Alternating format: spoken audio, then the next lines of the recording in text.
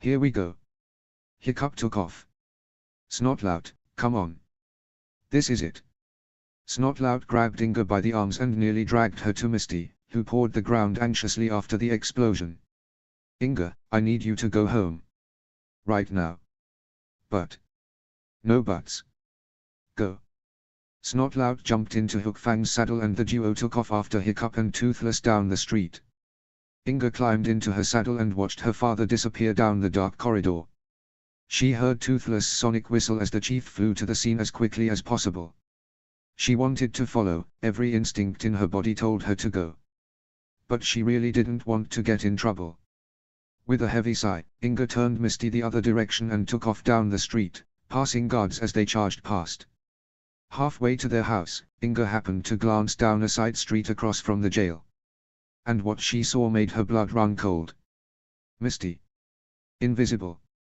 The Changeling instantly turned them invisible, confused but ready for action. Inga guided her dragon to climb onto the nearest roof and she watched in fascination at the scene playing out before her.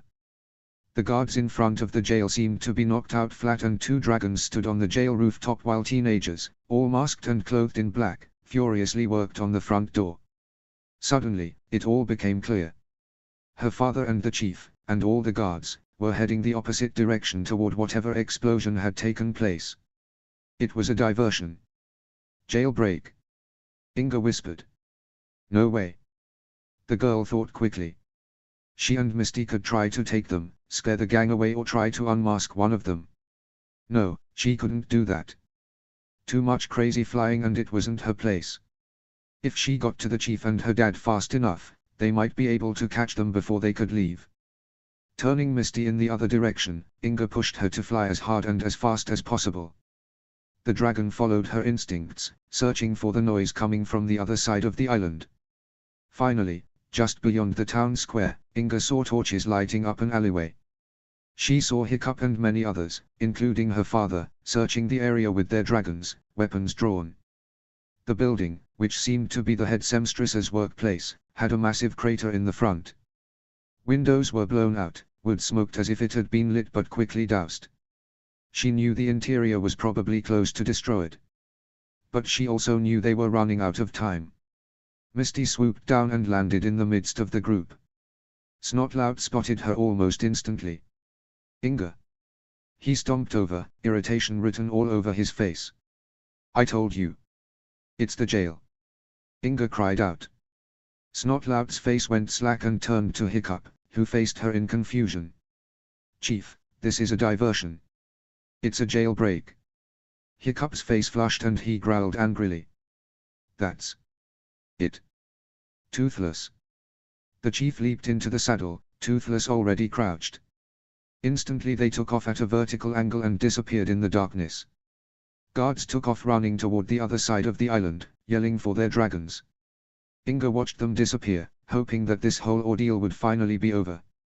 Eric had never been one to act irrationally or prematurely. He liked to think his plans through and have backup plans. In order to successfully pull off his plan without being seen by the guards at the front door of the jail, he did the only logical thing he could think of that wouldn't actually harm anyone for an extended period of time. All it took was a borrowed vial of premature hideous Ziplyback gas, which was more potent than a full-grown Ziplybax. A quick spray from a canister Hiccup had invented years ago, another borrowed piece of equipment, and the two heavily armed guards slumped against the wall. Eric and Helga jumped down from the rooftop and she quickly began picking the lock. His heart pounded in his chest frantically, willing her to work faster. Just as quick as the thought entered his mind, the lock snapped open. He didn't have much time to think on her amazing lock-picking skills, for she quickly yanked him inside and ran to the back of the jail. Eric grabbed the keys hanging up by the doorway and fumbled as he ran to Frizz's cell. The keys jangled noisily as he forced the first one into the lock, while Free watched on in bored amusement. You could be a little louder. Shut up. Eric hissed. I could leave your sorry butt in here. Free rolled his eyes, shaking his head at the ceiling like he knew this was a bad idea. It probably was. Lucky for him, the second key unlocked the cell. Eric flung the door open and threw the keyring at Helga across the room. The keyring landed at her feet with a loud crash, which made him cringe as he unfastened Frizz's bonds. Hey, the keys. Eric whispered hoarsely. Just then, Kale's door snapped open. Helga held up two thick metal pins. Eric swore he could see her triumphant smirk from underneath her mask. Soon Kale and Free followed them out the doorway. A small boy dropped to the ground beside them. Young Gunnar pointed at the village emphatically. They are coming. Torchlights filtered through the streets as shouts became tangible. Helga and Gunnar jumped onto her dragon quickly. Charger! Eric whispered hoarsely. The deadly Nada jumped to the ground and he quickly mounted, his right leg flaring painfully from the arrow wound. Free looked up at him in annoyance. What about us, idiot? Climb up. Eric pulled Free into the saddle behind him. Kale, I don't think Charger can carry 3. You freaking kidding me? Kale growled. All this and you're going to make me run. No no no, you're taking me. Charger growled in protest when the third teenager jumped up. Eric patted his neck. Sorry buddy. Come on, let's go. It took a lot of effort, but eventually Charger took off. Eric tried not to be impatient and force him to go faster. Helga and Gunnar took off behind them, both dragons retreating toward the edge of the village. Eric hoped the rest of the gang had escaped quickly from the diversion. Everyone was supposed to head home as quickly and quietly as possible once their package had been delivered. Once he dropped off Kale and Free at Mildew's, he hoped he'd be able to get home. Eric breathed a sigh of relief, his heart still pounding, but he was happy it was over. He wouldn't relax until he was safe in his bed, but wait. What was that whistling sound? Coming from above. Oh gods, Free gasped from behind. Scatter! Eric shouted, yanking Charger to the left as hard as he could. The Night Fury's sonic whistle echoed across the village as the duo dive-bombed the gang, spewing 3 plasma blasts toward the ground below. Eric's eyes dilated and Charger bucked in fear, squawking in terror at the sudden attack from the more dominant dragon. Hiccup and Toothless rolled out of their dive and whistled past, looping around at top speeds. Eric guided Charger as fast as he could, but the extra weight seemed to be too much. Kale slid off the Nada's side, clawing at anything he could hold on to. Unfortunately, the closest thing was the bridle. The trio and dragon plummeted toward a row of buildings. Charger spewed fire, unable to control his flight pattern. Let go, let go, let go. Eric yelled as Free tried to yank Kale back onto the dragon's back. Just in time, Kale released the bridle and Charger pulled out of the dive. They barely skimmed the rooftop as they zoomed over, the Chief and Night Fury on their tail. Eric gasped in shock, glancing behind them. The rooftop was on fire. Crap, crap, crap. He muttered, dodging Hiccup and Toothless in the air and flying toward the forest as fast as possible. But then, just as it seemed they were done for, Toothless yelped and plummeted toward the ground. Eric noticed with horror that his prosthetic tail had also caught fire. Hiccup growled angrily and forced his Night Fury to turn around, diving toward the burning house. Guilt clawed at Eric's heart instantly. This wasn't supposed to happen. The plan hadn't gone off without a hitch like he'd hoped. Not only had his actions put a family in danger, but also the Chief and his dragon. What if they'd crashed and gotten killed? Every kind of excuse and justification he'd been telling himself throughout the entire day went out the window. He was a criminal. He'd broken into the jail and helped 2 suspects escape. Now, even if it was an accident, because of his actions, a home was burning. People lived in that house. Someone could be seriously hurt, or die. Just like out. Trembling, Eric bent over his saddle, clutching his stomach. He felt like he was going to be sick. Relax, Kale muttered from 2 seats behind him. That fire was an accident, but it helped us get away. The Chief wouldn't put us over innocent lives. You did good. Innocent lives. Eric shook his head and yanked off the mask, throwing it into the abyss of darkness with a growl of anger. No, I didn't. The Larson boy pulled on his hair, feeling complete remorse and disgust for himself. Never before had he ever hated himself so much. This whole plan was his brainchild. Every strategy. In one full day, he'd joined a gang, stolen multiple items, knocked out guards, broken into the jail, helped would-be criminals escape, put his chief and leading dragon in serious danger, and set fire to a home full of innocents. The fact that the last one was an accident didn't matter. He shouldn't have been there. He should never have gotten involved with the gang. And now he was going to pay the price for it. Dearly. Toothless slid onto the ground with a screech, angrily shooting a plasma blast into the ground in front of him as his rider jumped off. Hiccup raced toward the burning house, relieved to see villagers and guards already on the job. Buckets of water were thrown from the ground and dumped from the air as councilmen swooped overhead on their dragons. The flames seemed to be snuffing out, but Hiccup feared for his friends inside. "Where's Tough Nut?" Hiccup shouted as he ran up. "He's already inside. Nobody's come out yet." "Well, don't just stand there," Hiccup cried, turning to the flaming structure. "Let's wait." Snotlout grabbed his arm and pointed to the back. Tough Nut and Svala ran around the corner, both doubled over as they coughed. Their blackened clothes smoked and their skin covered in soot. Tough Nut held a small bundle in his arms as he ran toward the group, keeping a firm hand on his wife's elbow. Hiccup ran up to them and nearly strangled them with a hug. "Thank the gods." Hiccup sighed, pulling back. "Are you guys okay? Is Ava?" As if on cue, Ava stirred and squeaked with discomfort. Hiccup internally sighed in relief. She seemed to be okay. Tough Nut held his baby close to his cheek, snuggling her as if someone would try to take her away. His eyes were dark with anger, but brimmed with tears. "They almost took our baby from us. She's the most precious thing we have." Svala hugged him tightly, tears pouring down her face. Hiccup's vision swam as rage took over his system. He couldn't remember the last time he'd had a conniption so fierce. He yanked on his hair, breathing heavily as he tried to rein in his emotions. He'd find them. He'd track down every single teenager on the island, scour through them one by one to find every last gang member if it killed him. Then, from the corner of his eye, a familiar deadly nada landed and two people dropped to the ground. Astrid ran over, immediately hugging Svala. "Is everyone okay?" Svala sniffed and nodded. I think so. Better have Mara check you three anyway." Astrid nodded firmly. She finally seemed to notice her husband glaring in the direction she'd come. "Hick. Why is Finn here?"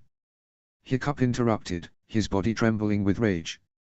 Astrid glanced over her shoulder as Finn timidly walked over, staring at the smoking building. She swallowed nervously, but tried to placate him. "Hiccup, Why?" "He saw the smoke from the house," Astrid remarked flatly. "I allowed him to come." Hiccup shook his head. "I made myself very clear." "Dad."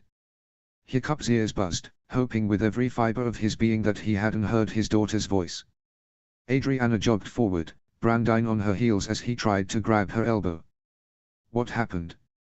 What are you doing out?" Hiccup demanded. His daughter skidded to a halt a few feet from him, eyes wide. Too late, she seemed to take note of his body language and steam coming from his ears. "You Adriana swallowed hard. We heard an explosion and saw the smoke." Hiccups pursed his lips. "That doesn't answer my question." "What are you doing out?" "Nothing." Brandine interrupted. "We were on our way back to the house, honest." The chief clenched his teeth, glaring at the two. He snapped his gaze onto Finn, who stepped backwards. "Do not leave the house after dark again. Brandine, take Adriana and Finn home." "Okay." Finn scowled. "What? I don't need him." "Did I ask your opinion, Finn?" Hiccup shouted. Finn flinched and then straightened with a dark look. The gathered crowd quieted a bit in the crowded street. "Hiccup," Astrid warned. Hiccup exhaled shakily, fighting for control. Looking between the three teenagers, he growled, "You will go home. You will go quickly and directly. You will not stop or leave the house again tonight. Do I make myself clear?" Adriana nodded vehemently while Brandine grabbed her arm and instantly began walking. Finn glared at him through narrowed eyes before following them. Hiccup rested his hands on his hips, slowly exhaling through his nose. Astrid stood in front of him with crossed arms. I know you're upset. Upset? Hiccup snapped. That's underestimating it a little bit, don't you think? Stop interrupting me. Astrid growled. You haven't exactly given any orders to the kids themselves on when they should be home, so yelling at them like they knew already wasn't right. I made it very clear to the council to inform parents that their kids should be home at dark. My children especially should have enough sense to know what that means. And they made a simple mistake out of genuine worry or curiosity, or got my permission to leave. Astrid cried. I can vouch for Finn, he was home with me the entire time. That doesn't mean anything. Hiccup hissed. I have at least 6 or 7 teenagers who were outside during the attack tonight, 4 of which were them. So they weren't directly involved in the attack. You can scratch them off the list. Hiccup scoffed derisively. Don't be naive. Stop being mean. Astrid said in a calmer tone. I'm not the enemy here. The chief pursed his lips, his body shaking in time with his tapping foot. They almost got Svala and Ava killed. I know. This can't continue. And it won't. Astrid nodded. We're going to end this. We'll schedule a meeting, we'll make ourselves abundantly clear to everyone in the village. If they want to play dirty, we'll play dirty. Hiccup nodded, rubbing his face and sighing heavily. All right. I believe Snotlout took the Thorstons to Morris. Astrid prompted, taking his arm. Let's see if everyone's okay. Hold on a second. Hiccup walked directly to Toothless sitting in a huff nearby. All right buddy, let's see the damage. Toothless grumbled in annoyance, lifting his tail. Hiccup groaned. The entire prosthetic, rugging to Finn, had been burned to nothing. Luckily he had many extra tails stashed away, but it was a perfectly good Finn destroyed. Of course, other things had been at stake tonight besides a stupid prosthetic. Machines could be fixed and replaced. People couldn't. We'll get 'em next time, bud. Toothless growled in agreement. Why don't you head home, Toothless? I'll take all this off when I get there. The Night Fury grumbled in assent before trotting off toward the bridge leading to the Haddock house. The chief and Haddock matriarch arrived at Morris shortly after, just in time to hear the healer's results. Seems both of you are fine. I'll have some tea for you to drink that should be anti-inflammatory. Thank you. Svala rasped, clearing her throat in vain.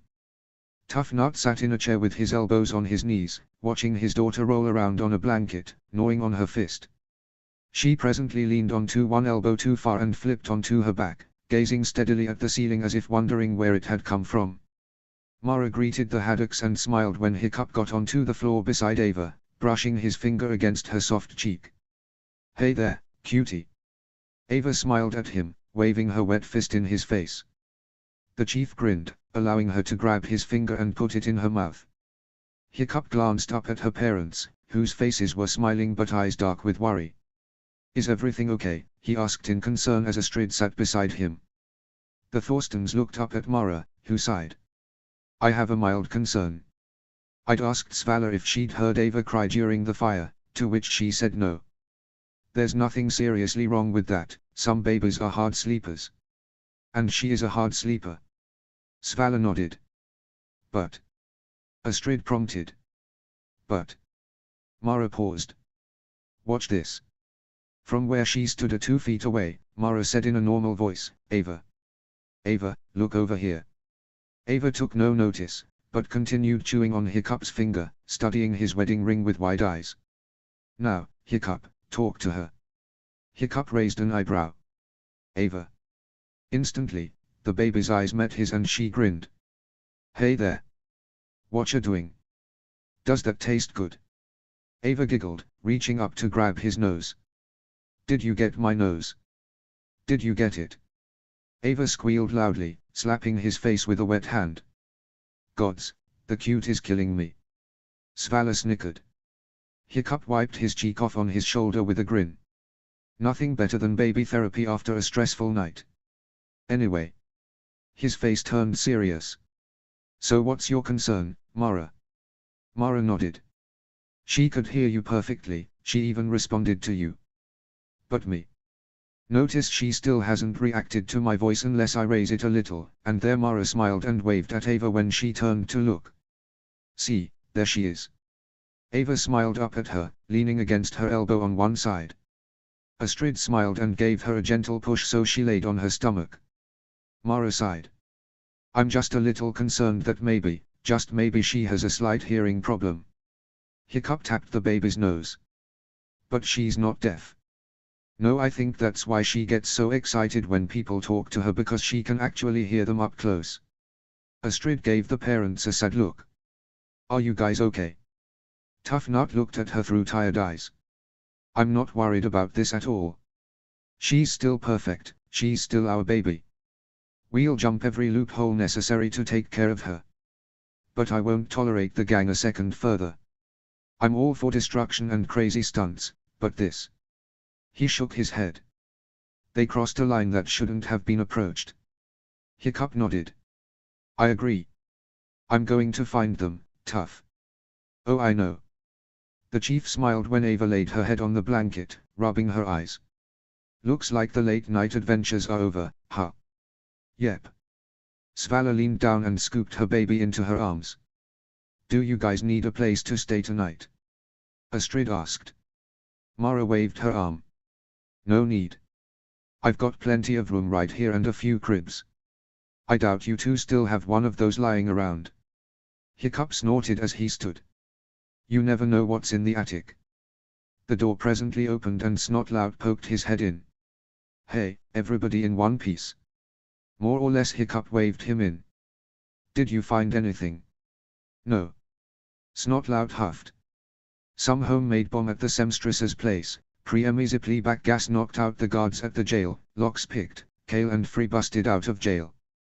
We have some people picking stuff out of your house, guys, but I'm not sure what's exactly salvageable. Tough Nut shrugged. It's just a house.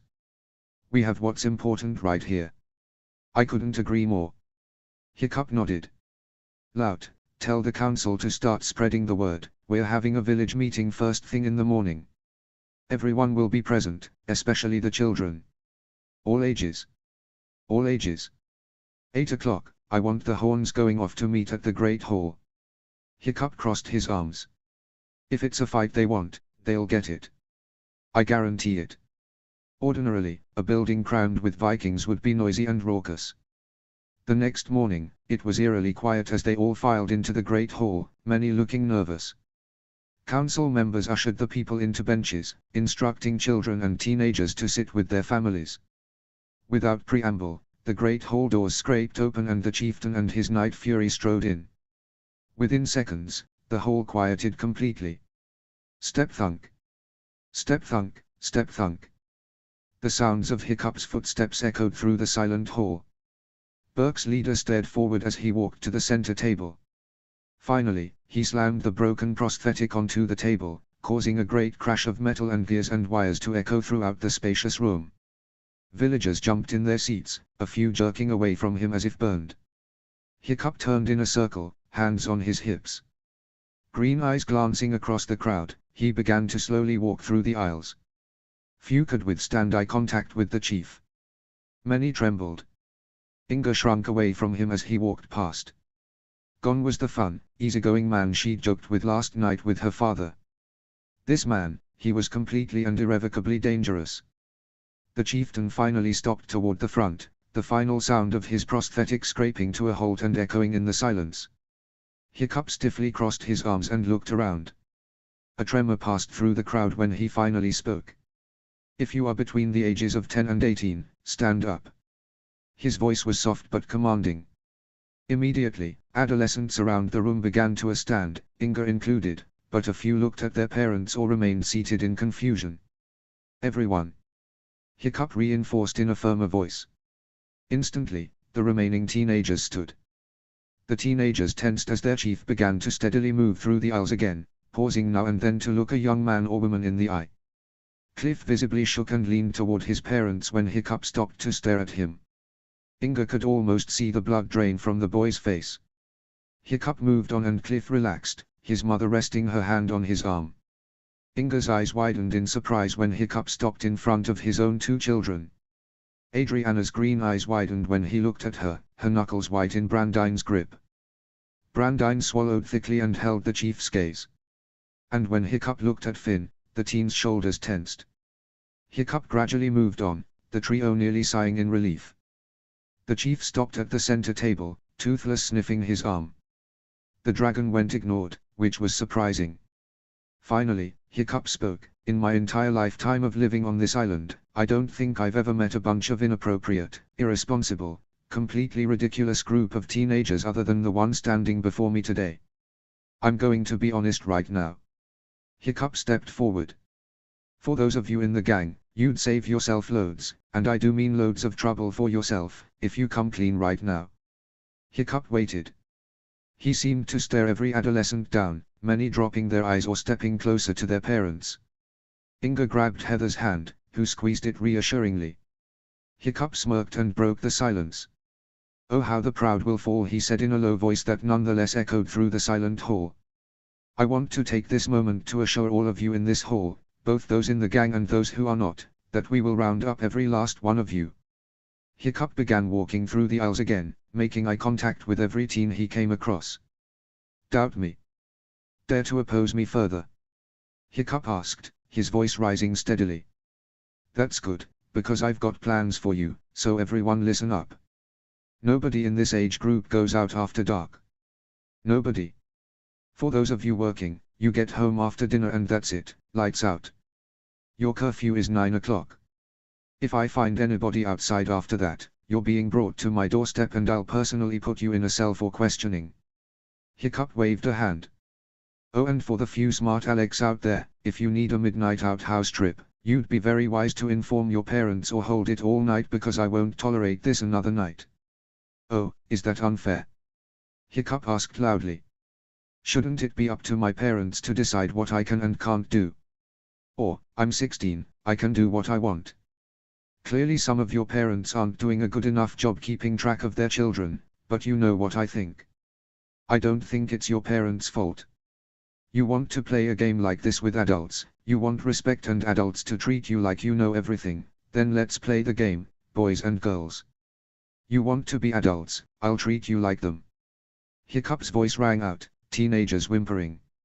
Many younger girls were crying. Hiccup exhaled heavily, his voice shaky with suppressed rage. "Obviously not every teenager here is guilty. You know who you are. And obviously I've allowed for a wider age bracket to give some of you younger hooligans a taste of what will happen if you act this way in a couple of years. To those who are in the gang, I make you this promise, you almost killed a defenseless, innocent child yesterday. I will find you." Many other adults added their affirmations.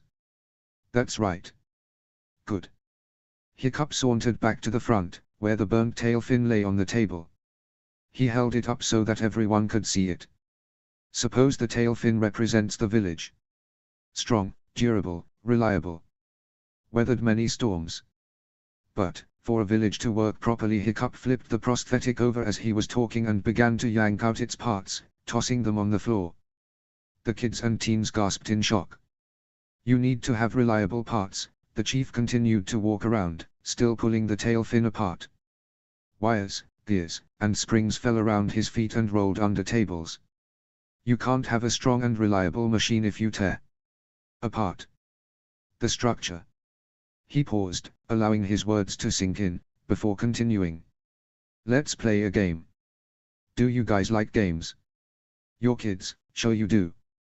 Hiccup rifled through the pieces before pulling out one of them and holding it up. "What is this? Any engineers out there?" Silence rang through the hall.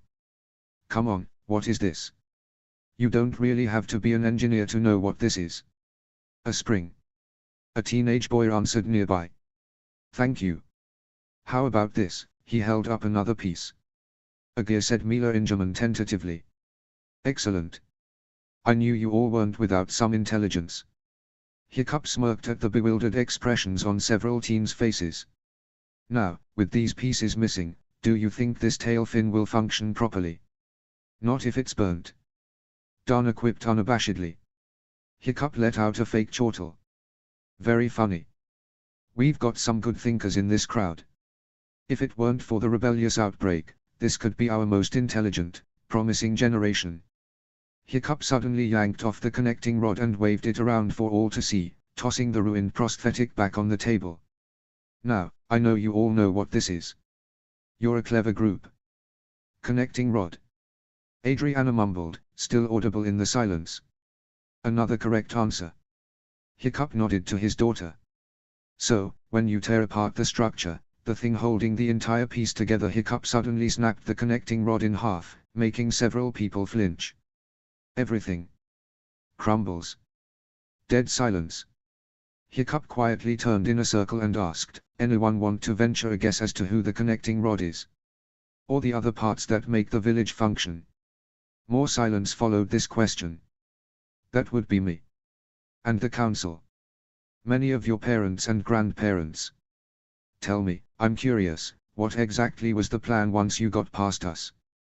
Do any of you know? Hiccup tossed his head with a smirk. Because when I find you, you'd better have a good answer. Try to touch my village again. Hiccup said firmly. I dare you to try. Because next time, Toothless won't miss. The Night Fury snarled loudly, causing a few teenagers to back away with a gasp. Cliff's heel caught the bench and he toppled over, falling between his parents. Hiccup pointed toward the doorway with the broken connecting rod pieces in his hand. Teenagers and anyone with small children, you may leave now. Parents of teens, stay a few more minutes please. Go on. Teenagers nearly ran out of the room, skirting past him like he might grab them. Oh, and teens. The teenagers looked back at him from the doorway. Hiccup smirked. I have eyes everywhere. No funny business while I'm cooped up in here with your parents. Several teens nodded as they crowded the door, everyone wanting to get out as quickly as possible. As soon as the great hall doors shut behind them, Finn made a beeline to Eric. Hey, buddy, he said in a voice that was uncharacteristically friendly. I got a question for you. Come on, it'll just be a second. Eric tensed but followed Finn, the boy's strong arm steering him to the opening to the woods. He knew they wouldn't be seen or overheard here. Finn, I can't do this anymore, he whispered the moment they stopped moving. Anymore? You were in it for a day and you did fine. Finn lightly punched his shoulder. I told you, the first hit is the hardest. You're over the hurdle. No backing out now. I almost killed a baby and your dad. Eric hoarsely whispered back, looking around to make sure no one was approaching. That's got to be a record. Finn scoffed. Come on Eric, they are both completely fine, I checked. You can't be serious about this. You want to keep this up after that. I thought he was going to kill somebody. Finn rolled his eyes. Words. All bark and no bite. He wasn't dive bombing you yesterday. Eric shook his head. I'm out, Finn. I think we should just come clean to Hiccup to avoid this hole. You know, I really wasn't 100% sure you would stick around. Finn said in a low voice, his face splitting into a malevolent smirk. I thought it through. I made sure I was ready just in case this conversation ever happened. And I don't want to have to do this. He sighed dramatically, but you don't give me a choice. Look, I know I'm in trouble, but I really don't think you could find a way to rat me out without incriminating yourself. Oh, I know. That's why I don't plan to. Eric, you're staying in the gang, whether you like it or not, and you're not going to say a word to my father about it. Finn said menacingly. What makes you so sure? Eric asked, his heart rate quickening. Because I know you still care about my sister. Finn said, his smirk widening. And it would be a real shame if something happened to her. Eric choked on air. You wouldn't dare. Hiccup would skin you alive. Finn let out a derisive but quiet laugh. Thing about my sister is that she's easy to mess with and easy to manipulate. My father would never know. And I don't think he'd be too forgiving if his little girl got hurt and you could have prevented it. Eric shook his head and took a step back. You're a monster, Finn. I honestly don't know what happened to you. Yeah, and look at you. Finn spat. You look so terrible and depressed, it's a wonder you haven't killed yourself. Eric's back hit a tree trunk. The words echoed in his mind until he felt like his head might explode. Gritting his teeth, he forced the words out. She's your sister. And Nicholas is your brother, but I know you wouldn't raise a finger if I went after him. Eric pursed his lips, hating himself for not having a retort. I wouldn't want you to. Yeah, and I don't want to mess with my sister. Finn shrugged. Point is, family loyalty can only get you so far, and honestly, Anna is a gigantic pain. I have no qualms about doing as much as it takes to keep you in line. Eric's arms trembled at his sides. He wanted to punch the other teen in the face so badly. If you lay a hand on her, I'll. You'll what? Finn let out another laugh. You never were violent. Save it. Wouldn't want those arms to start bleeding. Eric looked away. Get away from me. Gladly. But if you want my sister to stay safe, you'll keep doing exactly what I say. Finn narrowed his eyes at the boy before turning on his heel and marching in the other direction. Eric slumped to the ground and buried his face in his hands. Finn's words echoed through his mind. Why didn't he kill himself? Why did he allow himself to live through this miserable existence, to make choices so stupid he put himself, the village, and his former best friend in danger? Eric's chest tightened until he felt it might tear open. His shoulders shook with the suppressed sobs. He wondered if there was a point anymore. Why was he still here? The snap of a branch pulled him out of his thoughts, and he looked up to see Charger slowly approaching. Instantly, the knot in his stomach loosened slightly as he reached out his arms and allowed his dragon to tentatively walk over and lean down. He patted Charger's snout affectionately, feeling a rush of appreciation for his dragon. You still believe in me, he whispered affectionately. Charger cooed and snuggled into Eric's arms. Thanks, buddy. When the green Nada leaned in closer, Eric threw his arms around his dragon's neck and cried. The dragon crooned sadly, shuffling to wrap his boy in his wing. Eric didn't know what to do about anything anymore. He didn't know of anyone who cared. But at least his dragon still loved him. At least it was a shoulder to cry on. For now. Hiccup spent his day after the meeting assuring some of the youngest hooligans that he didn't intend to put them all in jail just because they were within the age bracket. Later that night, Astrid became worried when he didn't return home and, after giving her children strict orders to stay put, met up with Gobber to look for him. As soon as they walked into the Great Hall, Gobber spoke up. Looks like we found him. Gobber said, pointing to the corner of the hall. Astrid looked over to find her husband sitting in the farthest corner from the front doors. He was seated in front of a chessboard, his eyes locked onto the pieces as if he was having a deep conversation with them. His wife crept forward almost cautiously. She didn't want to break his concentration, but she wasn't altogether sure what he was doing. Hey, she said when she had come close enough to be in earshot. Hiccup looked up, his bloodshot green eyes meeting his wife's instantly. Oh, hey. Sorry, what time is it? Almost 11. Astrid seated herself across from him. Gods, that late. Hiccup looked over at the 2 or 3 remaining workers in the hall. You can go home now, he called to them. I'll close this place up. As they thanked him and left, he turned back to the chessboard. I'm just trying to figure this out. Figure what out? Gobber asked, picking up a pawn and staring at it. You can't play chess by yourself. Not if you want to have any fun. I'm not playing. Hiccup said darkly. I want to end this. He picked up the opposing king and stared long and hard at it. This, he said, pointing to Astrid with the piece, this is what we're looking for. Astrid raised an eyebrow. A king.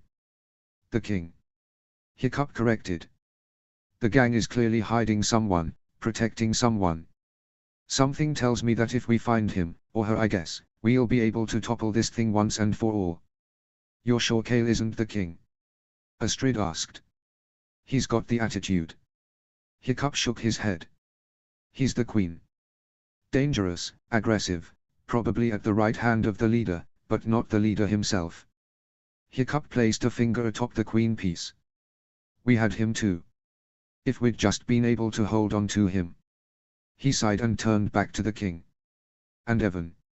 A pawn. Hiccup replied. He didn't know much, he was just around to do the dirty work no one else wanted to do. He was probably allowed in only because he works at the winery. Not much brains.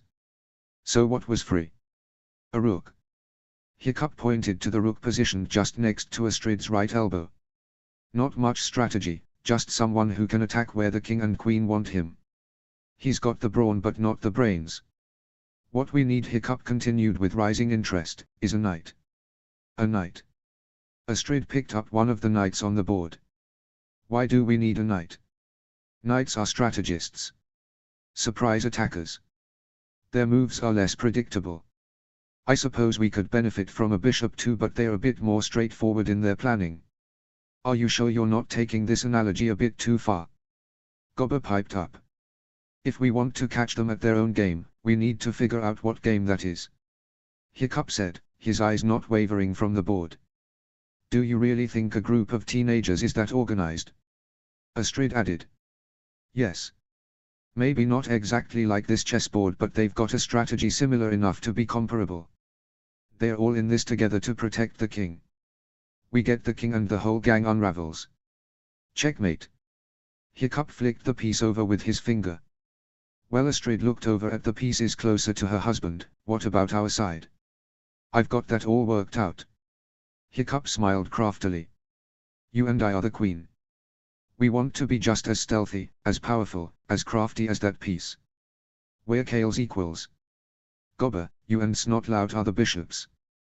We need you to be very careful and not let on too much. Fishlegs and Horst are our knights, they're our best strategists.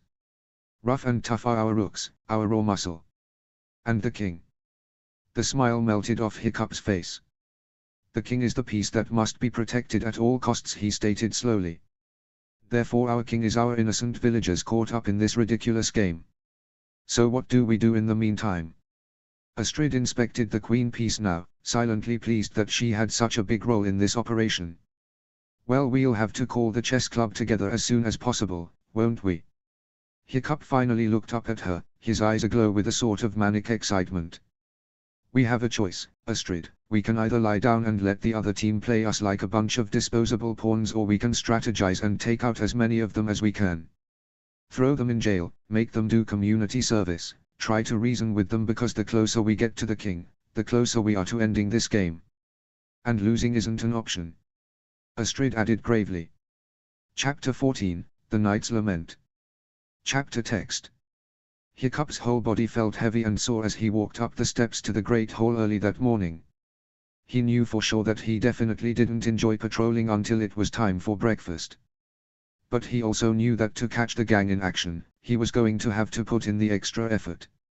Stretching his muscles for the umpteenth time, he finally traipsed into the hall and made a beeline to a table containing several council members. Nah, I agree with you. Rough Nut was saying as Hiccup came within hearing distance to the table. If he doesn't get it soon, he'll get even more grouchy. Yeah, but we have to be subtle. Fishlegs added. This is going to be tricky. We'll need all of our skills of stealth and high, Hiccup. Tough Nut chirped in a voice filled with false cheerfulness. We weren't talking about you. Hiccup raised an eyebrow.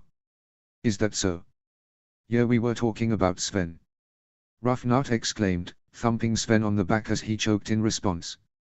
I'm too tired to even ask. Hiccup collapsed on the bench and put his head in his hands.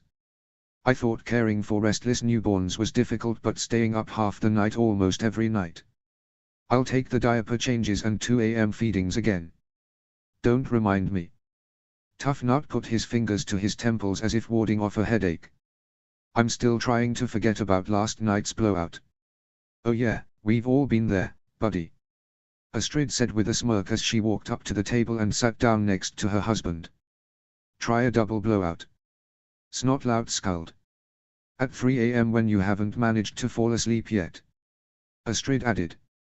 Well, if I see our mom, Tough Nut said to Rough Nut, I'll be sure to apologize and get her a big bouquet of flowers.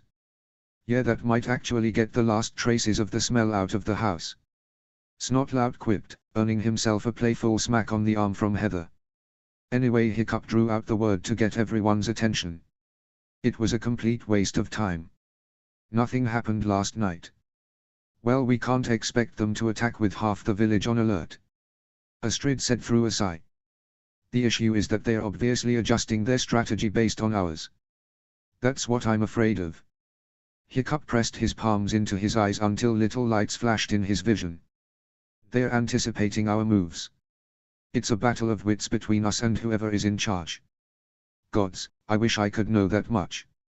All I can figure is that he or she is pretty clever. And we've got a lot of clever teens here, including our kids. Snotlout tensed. If you're implying that Inga, Dustin, or Vidar are involved.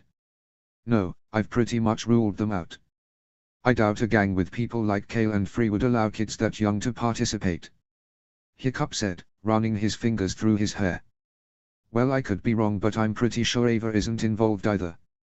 Tough Nut announced, looking suspiciously at his daughter in Svala's arms. But she does look suspect sometimes. I'll have to keep an eye on her. The baby squealed and giggled in response to her daddy's voice, making everyone at the table smile. No, Ava's not involved either. Hiccup grumbled. And neither is anyone under 13, I'm thinking. But that means you're suspecting your own kids. Heather stated. Do you really think they could have anything to do with it? Anna in a gang? I doubt it. Snotlout chortled. About the only group she'd join is a book club. Yeah, I don't think Addie's got anything to do with it. Hiccup agreed. Finn, on the other hand. Finn I could believe. Astrid continued. He's got the attitude for it. And the temper. But we can't just jump in and expect him to confess. Fishlegs furrowed his brow in thought. We can't do that with any of our kids. We have to be delicate. Have you thought about what you would do if it turns out your kids are involved? Heather asked almost tentatively, looking at Hiccup and Astrid and at Fishlegs and Rough Nut. I mean, you've got to crack down, but I don't think you should banish them or anything. No, banishment would be a bad idea. Teenagers can be stupid, but that doesn't mean they'll stay stupid. Banishment could create another Trista, and no one wants that. Astrid said in a low voice, frowning when Hiccup visibly flinched at the name. She's right. We've got to be careful with how we handle the whole situation. Hiccup stretched his arms out as high as they would go and yawned. But eventually, I've got to get some sleep. You should take a nap. Astrid said, rubbing Hiccup's back. I can handle it for a bit. I'll never wake up. Hiccup sighed, not feeling any more rested. Coffee's all I need, I'll wake up. I'm not convinced you wouldn't bleed coffee at this point. Astrid frowned. All that caffeine isn't good for you. Hiccup made a grumbling sound in his throat but finally acquiesced. Okay, fine. Just a nap. I'll be in to wake you up at noon. Astrid promised as he slowly stood up. As he walked through the hall, Hiccup noticed his daughter sitting next to Brandine, her hand clasped in his. He might have intervened, but at this point, he'd be willing to let a yak stampede through town. Okay, he thought, maybe I am too tired for work. Sleep would have to wait, however, because the moment he got outside, he spotted a bright green blur speeding past him. It was a split second before he registered what it was. Sharpshot, he exclaimed, hoping the tiny dragon would hear him. Here, boy. The terrible terror skidded to a halt in midair and turned around rapidly to avoid losing altitude. Hiccup looked around to make sure no teens were present before inspecting the dragon for a message. Let's see what those nut jobs have got you delivering, eh buddy? Hiccup said soothingly as he found a tiny note attached to Sharpshot's leg. It was a fairly short note and the handwriting was definitely disguised, but Hiccup stared intently at it. No hits for a while. Too much surveillance. CH is already suspicious. Okay. Home. Hiccup hummed to himself as he read the note again. His tiredness forgotten, he fed Sharpshot a treat and sauntered back into the great hall. Whoa. It's noon already. Tough Nut stared at him with wide eyes as he sat back down at the table. Time sure flies now that we're getting old. What? No. Hiccup shook his head. Look. They all crowded around him to read the note. Fishlegs was the first to speak once they had all mulled the words over for a few seconds. Who's Le? He asked. Do we know of a teenager whose initials are L? Law enforcement. Ruffnut piped up. This is from one of your guys. Great, oh Law, and I should go get a drink. Hiccup deadpanned exasperatedly. I think it's a person, not a concept. Lulu Ellen Bojan. Tough Nut shouted, making them all jump. I knew she was trouble. Your imaginary girlfriend from when we were 12. Snotlout rolled his eyes. She was not imaginary, she was invisible. And she was very sensitive about that. You hurt her feelings by bringing it up so much. Moving on. Hiccup snapped at his bickering friends. There's something off about these letters. They're smudged a bit. Astrid pointed out a few small smudges on the page. L is a lefty. But whoever wrote OK isn't. True. So we're looking for a left-handed L. And, someone else. Fishlegs sighed. That doesn't really narrow down the search too much. And who is CH? Chief Hiccup. Tough Nut replied automatically. Hiccup opened his mouth to retort but then considered his friend's words. Actually, you're probably right. How'd you figure that? Well duh, it's your name. Ruffnut said as if this was the most obvious thing in the world. No. Hiccup raised an eyebrow. Yeah it is. Chief Hiccup Horrendous Haddock III, Dragon Conqueror, Slack Bet Winner, Stable Boy. Stable Boy. Hiccup cut her off. When was I ever a stable boy? When we had our own island. Ruffnut nudged her brother. Can't believe he forgot about that. That never happened. Hiccup sighed, trying to be as patient as possible. Of course it did. Tough Nut insisted. Or, did we just dream that? Yeah, you definitely dreamed that. I'd remember you two getting your own island. Astrid pointed to the note. But back to the topic at hand. I think our best clue is that this was written by a lefty. Fishlegs said thoughtfully. Not as many of them. That's true. It wasn't any of our kids. Hiccup stated, peering at the words through narrowed eyes. Could have been Thorin maybe. Or Morgan or. His eyes widened. Or who? Astrid asked tentatively after several silent seconds. Eric. Hiccup looked up and met her gaze.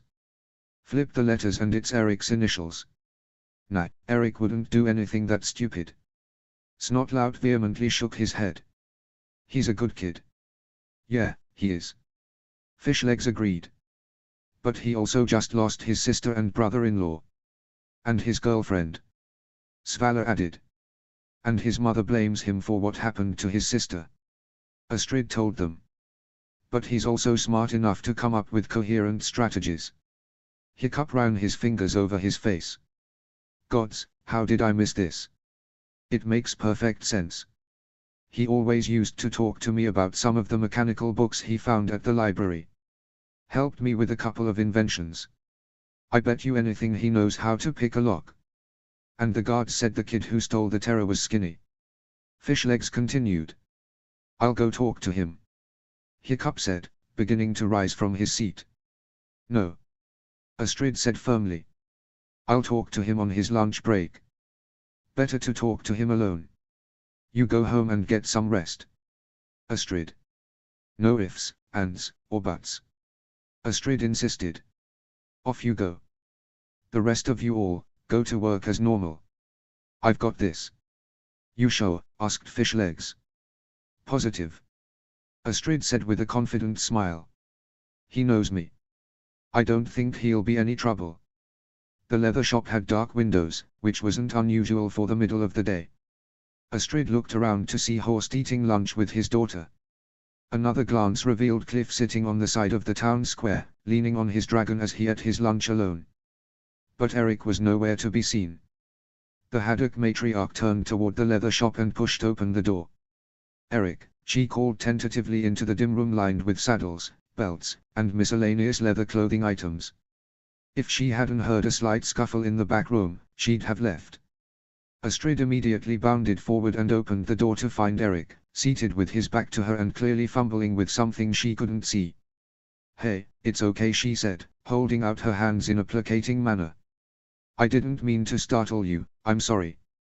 And no, it's fine. Eric said in a slightly higher register. But I was just having some alone time and I don't feel like. Astrid strode forward until she was looking over his shoulder. Look, I really don't want to bug you but hiccup and she faltered suddenly when she caught sight of the dagger on the table that was dripping with what looked horribly like blood. What? Eric. Eric roughly shoved his sleeves further down as he turned around, finally looking her in the eye. Don't come any closer, he said sharply. What? Astrid's eyes flicked downward and she gasped at the sight of blood dripping from Eric's fingers. Eric, what happened? Nothing. Eric mumbled through gritted teeth. Just go away. I'm fine. No, you're not. Astrid said in a gentle tone, slowly stepping forward to get a better look. Eric visibly tensed. It's okay. All right, she reached out and gently grasped his arm, holding on despite his weak attempts to pull away. I just want to see. Let me go. Eric snapped, attempting to yank his arm out of Astrid's firm grasp. Eric. Astrid said sharply. She shut her eyes and took a deep breath before opening them and saying, in a considerably more maternal tone, let me see. Eric's arm finally slackened in her grip. Slowly, she pulled the bloody sleeve up to reveal several long, deep red gashes up and down his arms.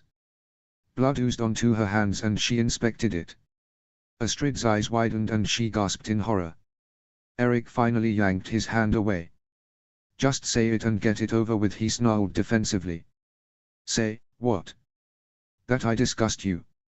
That I'm a coward, he replied almost scathingly, glancing down at his mangled arm with an angry scowl. I wasn't thinking that at all. Astrid said breathlessly, her eyes locked onto the boy's cuts and her heart freezing in her chest. Sure you weren't? Eric grumbled. No, I just don't know what to say. Astrid finally looked into those angry teal eyes. I'm just, how long has this been going on? Eric made a huffing sound and pulled up his other sleeve to reveal dark scabs from his wrist to his inner elbow, some of which were still bleeding lightly. Long enough to switch arms. Astrid's body shook with suppressed horror. Fear rose in her and for one crazy moment, she felt like fleeing the shop and going for Mara, who would surely know what to do for this boy. In her entire life, a life which included its fair share of emotional agony, she had never once considered that anyone would consider damaging himself to cope with his own pain.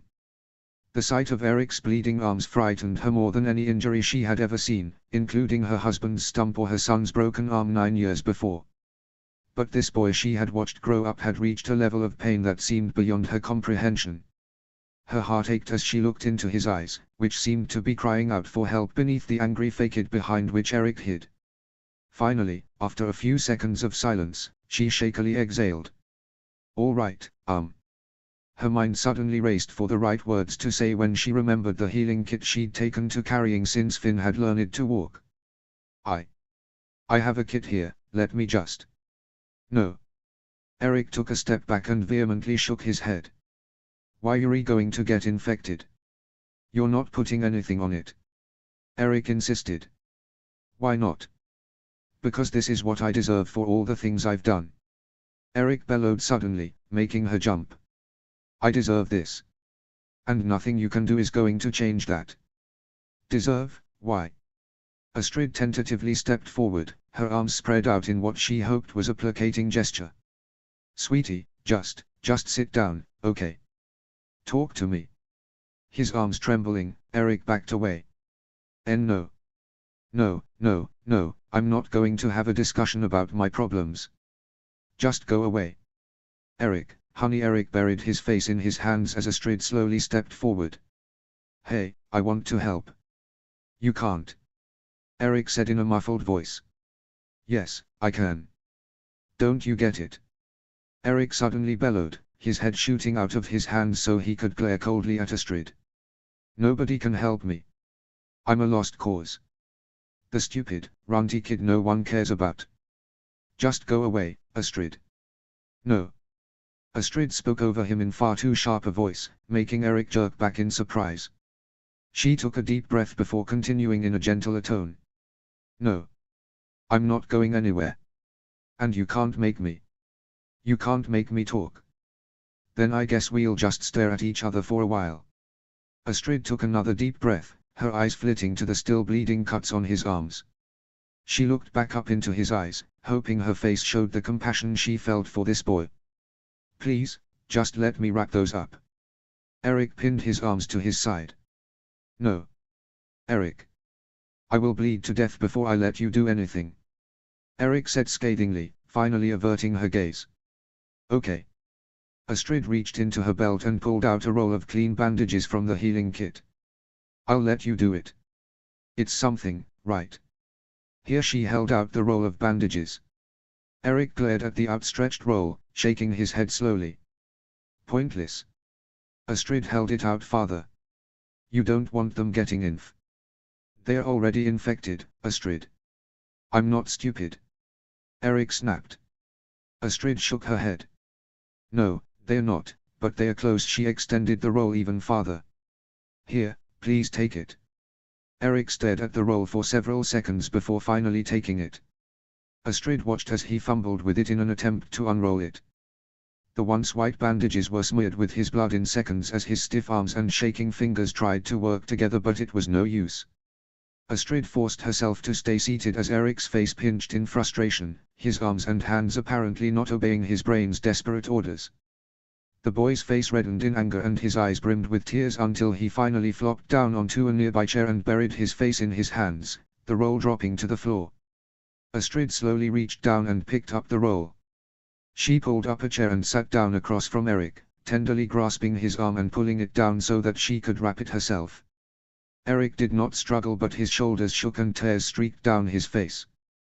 The Haddock matriarch wrapped his arms as gently as she could before sliding down the clean bandages and taking his hands in hers. Erik, she asked sadly, finally leaning down so that she could look him in the eye, what's wrong? The Larson boy finally let out a sob and hid his face in his hands. Astrid immediately leaned forward and wrapped him in her arms, allowing him to cry into her shoulder. For a moment, it was completely silent except for the sound of Erik's hoarse and muffled sobs. They said give it tea time, he whimpered. But I did and it still hurts. I know. Astrid whispered, holding him tightly. I know it does. I miss my dad. My sister. Why? Erik wept. What did I do to deserve this? Erik, Astrid whispered, gently pulling him out of the hug so that she could wipe his tears away with her thumbs. Her heart broke at the expression on his face. She had never seen him so broken. Sometimes very bad things happen to good people. I know you've heard that before, but I've seen it with my own eyes many times. You didn't do anything. Erik sniffed loudly. It's my fault. No. No, it's nobody's fault. Out and Kurt, that was an accident, Erik. And your father, he fought that sickness so hard and his body just couldn't take it anymore. That was never your fault. Astrid responded, tenderly brushing his bangs out from in front of his eyes. I wanted him to go on the trip with me. Which wasn't a bad thing. Astrid reminded him. You couldn't have known what was going to happen. It hurts so much. Erik shook his head. I can't. I know, Erik. I know what it's like to want someone so badly, it tears you up inside. Astrid wiped his tears again, her heart heavy with sadness for the Larson boy. How could you understand? I've lost people too. My brother, my mom, my dad. Astrid's voice shook. But what hurts the most? She bowed her head, her heart leaving her chest to pound in her ears. I haven't told anyone this, Erik. Not Finn, not Adri. She paused, gritting her teeth in an attempt to steel herself for what she was about to say. Finally she looked up at him again. When Finn and Adri were little, I lost a baby. What? Erik looked up and met her gaze. Why didn't you? Hiccup didn't want to tell anyone. Astrid explained, her voice trembling. When we found out I was pregnant, we didn't say anything in case this happened. She took a deep breath and slowly exhaled. She couldn't believe she was telling this story after so many years of keeping it to herself. Everything was going well. I'd just started to feel movements and Hiccup was getting excited, but one day, it just stopped. Her eyes burned with her own tears, but she forced herself to continue. It was a little boy. He wasn't big enough to survive. He wasn't. She trailed off, wiping tears from her eyes. I was so angry for a long time. But that was the year Audrey got kidnapped, and after that, I realized that I was spending so much time wanting the child I lost that I wasn't appreciating the ones I have. Astrid reached down and squeezed Eric's hand. I know what it's like. To want a certain person in your life so badly that it consumes you. That you can't be happy again. But when you let that take over, you lose sight of what's in front of you. Of who's still there. Eric sniffed and wiped his nose, averting her gaze again to stare instead of his hand clasped in hers. You had that. I don't. My mom and Nick and his wife don't care what happens to me. I spend all my free time in my room hiding from them because I'm too weak to. I can't just get over it. Magnus won't let me see her kids anymore because she doesn't trust me. Eric's lip wobbled slightly as he spoke. I haven't really spoken to Anna in years because I'm such an idiot. That's where you're wrong. Astrid gently countered. Eric smirked slightly through his tears. And apparently I can't even explain my situation right either because I'm wrong there too. Astrid shook her head. No, we do care, Eric. Me, Hiccup, Audrey. Anna doesn't care about me. She does. Astrid placed her fingers on his chin and lifted it so he was staring at her. She still has that picture you drew her on her wall. Never could bring herself to take it down. It's just a picture. That simple picture was the beginning of the best friendship either of you have ever had. She wouldn't let it end that easily. She couldn't if she tried. Eric stared silently at her, tears still dripping down his face. I know my daughter. She's every bit as stubborn as her dad. As me. Got it from us both. And she hasn't given up. When she loves someone, she loves them with her heart and soul. That's why I know she and Hiccup will work their issues out one day. And so will you. Eric rubbed his face, drying it of the excess tears. She wouldn't want to be friends with me. I mean, look at me, he gestured to his bandaged arms. I'm sure that's not even the worst of it. She's a mess herself. That's why you two worked so well. Astrid countered. Eric stared morosely down at his arms. I just can't. No, I'm not. Hey, I'm not saying this is something that has to happen now. Astrid placed her fingers on his chin and turned his face up so he could look at her. But when you're ready, she'll still be there. And so will I. And so will Hiccup. Eric shook his head. I don't think I'm ever going to be ready. I feel worse every time I go home. Astrid leaned forward slightly.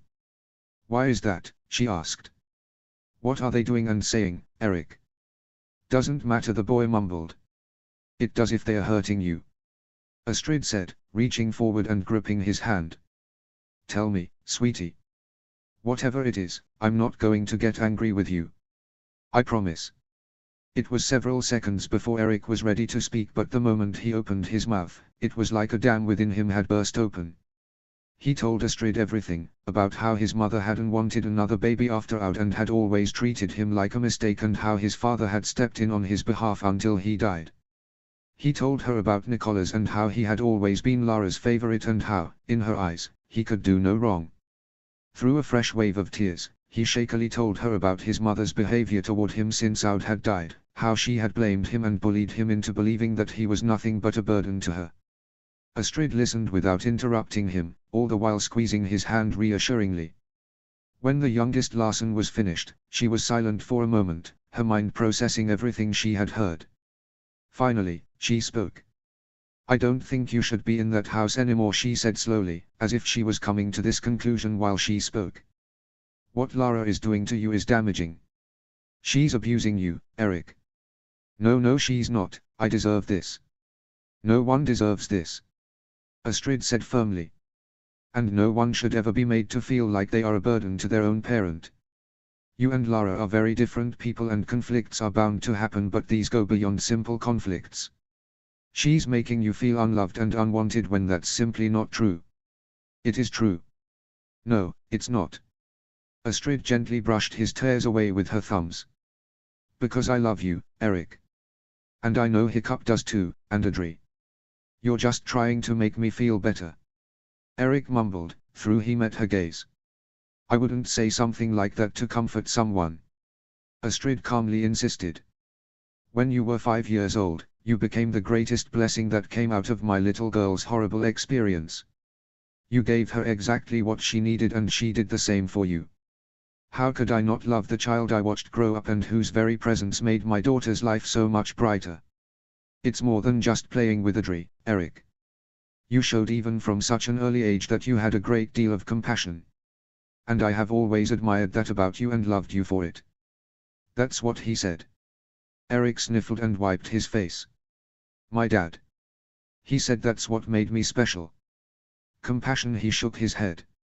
He was wrong though. I'm not compassionate. I've done so many awful things. Even if that's true, Astrid said in a maternal tone, I told you just after your dad died that you were loved. Whatever you've done, I'm sure you can be forgiven. She leaned forward and tenderly kissed his forehead. But I want you to come home with us. In fact, are you busy? Maybe you should come now. I think you need some time away from everything in a different location. You can read a book, Adri's got dozens. We don't have many orders. Eric admitted. I just don't want to leave Horst in the lurch. It's okay. I'll explain the situation. Eric shook his head and Astrid smiled kindly. No, not that. Just that you need a bit of time away. He'll understand. Eric sighed but finally nodded. He allowed himself to be steered out of the shop, feeling comfort in Astrid's gentle arm around his shoulders. After a few words with Horst, they made their way to the Haddock house in silence. Shouldn't you talk to Hiccup about this? Eric asked as the cozy Haddock home entered his line of vision. I think, under the circumstances, Hiccup will be fine with it. Astrid explained. You can sleep in the loft over the old dragon pen. It's nice and warm, sort of like an attic. We keep things there for storage mostly. The dragons prefer to sleep in the newer pen or in our rooms, so it's perfect. Eric smirked. Leave it to you guys to have a dozen dragon pens. Only 3. Astrid patted his upper back as she ushered him into the main room of the house. I'm going to go wake up Hiccup and tell him what's going on. Then we'll go get Charger and your stuff. I think it's best for you to stay away from the house for a bit. You don't have to go through so much trouble for me. Eric mumbled. Yes we do. Astrid said reassuringly. Really, make yourself at home. She ascended the staircase, leaving Eric standing in the main room alone. He looked around, taking in all the sights that met his eyes. There were awkward clay cups and vases on display on shelves, projects that clearly were made by the Haddock children years ago. Eric sauntered forward to look at them. A small, painted bowl caught his interest. He remembered this bowl. He had helped Adriana paint it as her anniversary gift to her parents. They had only known each other around 2 years at the time and they had had a grand time painting their project and each other. Hiccup and Astrid had been delighted with it and had thanked them both. Eric smiled at the memory as he inspected the awkwardly shaped object. Ah, hi. Eric jumped and dropped the bowl back on the shelf. Adriana stood awkwardly in the doorway to the kitchen, a book in her hands. The Larson boy's face reddened slightly. Hey, he said breathlessly. Did you need something? Adriana asked, glancing between Eric and the front door. No. The girl blinked, almost like she didn't trust her own vision. Are you sure? Yeah. Eric replied lamely. There was an incredibly awkward silence as the former friends stared at each other. Finally, Adriana could stand it no more. I'm sorry, what are you doing here? Not like I want you to leave because I don't care, not that I don't care, I'm just really confused because this is just super weird, and yeah. Adriana rambled in one breath, gasping when she was done. Eric raised an eyebrow. You've been talking to Cliff. Ah, yes. Adriana admitted with a shy smile. He's an interesting character. Yeah, he is. Eric agreed. The room went silent again. Adriana fiddled with the book in her hands. So? Eric's blush worsened. He mumbled incoherently. HM. The youngest Larsen swallowed thickly. I am Vinjin. Sorry. I'm moving in. Eric suddenly bellowed, making the girl jump in alarm. His face felt even hotter. Sorry, that was, sorry. Adriana stepped back, staring at him with her mouth slightly agape. Whoa, wait. You're, what? The sounds of noisy footsteps on the stairs made both teenagers look up. Hiccup and Astrid descended the staircase, looking between the two of them with raised eyebrows. You didn't tell her yet? Hiccup asked Astrid. No. Astrid replied. You're the only person I've talked to about it other than Eric. Right. Hiccup said somewhat nervously. Adriana, until further notice, Eric's going to be moving in. Yeah, he gestured awkwardly to Eric as he spoke. What? I mean, why? Adriana glanced at Eric, who shrugged. Oh, details we'd rather not divulge at this time. Hiccup told her, continuing to awkwardly gesture to the Larsen boy. He'll be in the loft in the barn, so bedtimes for kiddies won't be super awkward. Heh. Eric rubbed his face with one hand. Well, now it's awkward. Spoken like a true Larsen. Hiccup smiled warmly at Eric, strolling over and putting a hand on his shoulder. Come along then, I'll show you the loft. Okay. Eric said, allowing Hiccup to steer him outside. Adriana immediately whirled on Astrid as soon as the door closed behind them. What? Adri. No, what? How, why? Adriana continued as if her mother hadn't spoken. Adriana. Astrid finally raised her voice over her daughter's objections, swiftly silencing her. I know it's uncomfortable, but this wouldn't be happening if it wasn't absolutely necessary. Okay. Adriana blinked in surprise. Finally, her features softened. What happened? Astrid sighed deeply. He's just going through a very hard time right now, and he needs to be surrounded by people who care about him. Not that I'm strictly referring to you, I mean anyone. He needs love and he needs to know. He's important. I don't know how long he'll be here, but until we know for sure, at least try to befriend him again. Okay. Okay. Adriana bit her lip. I mean, it's been hard, Mom. I know. But believe me when I say that he needs you to show that you at least care for him somewhat. Please? Why do you say that like I don't care? Adriana asked calmly. I do. I never stopped. I know you do. Astrid looked over at the door Hiccup and Eric had just walked through. But, right now, no one is showing him kindness. And your father and I care about him and want to be his emotional support right now. Okay. Adriana said softly. I can try to be a friend to him. If he lets me. I think he will. Astrid brushed her daughter's bangs from her eyes and kissed her forehead. Now, why don't you go join your boys? Adriana smiled bashfully. They're not my boys. Oh, I think they are. Astrid gestured to the door. You'll see it in retrospect if you don't see it now. Adriana rolled her eyes at her mother's knowing smile before going out to join her father and friend. As Astrid glanced out the window to see her daughter walking across the grass to the pen, she sighed. She and Hiccup had agreed not to talk to Eric about the gang quite yet. If the note was any indication, there wouldn't be any more hits for a while, giving them plenty of time to coax the answer out of the Larsen boy. But something seemed distinctly off about the whole thing. Why did Eric feel the need to join a gang in the first place? The only thing she knew for sure was that she didn't know the whole story. She only hoped that time would eventually yield the answers to her questions. A few hours later, Hiccup, Astrid, and Eric walked to the Larsen house in silence. None of them quite knew what to expect, but they dreaded the confrontation. It definitely wasn't going to be pretty. Lara answered the door directly after they knocked. She was drying her hands with a dish towel and looked distinctly annoyed at the interruption. Is something wrong? She asked in a businesslike tone. I don't want to be rude, but I have a lot to do right now. Hiccup felt a surge of annoyance that he pushed down. Actually, we came to talk to you about your son. Whatever Gustav did this time, he's an adult and can handle the consequences on his own. Lara said almost automatically. Not that one. Hiccup told her. My Nicholas is. Eric. We're talking about Eric. Astrid exclaimed, gently pushing Eric into view. Lara tensed. Oh. That one. Hiccup rested a hand on Eric's shoulders.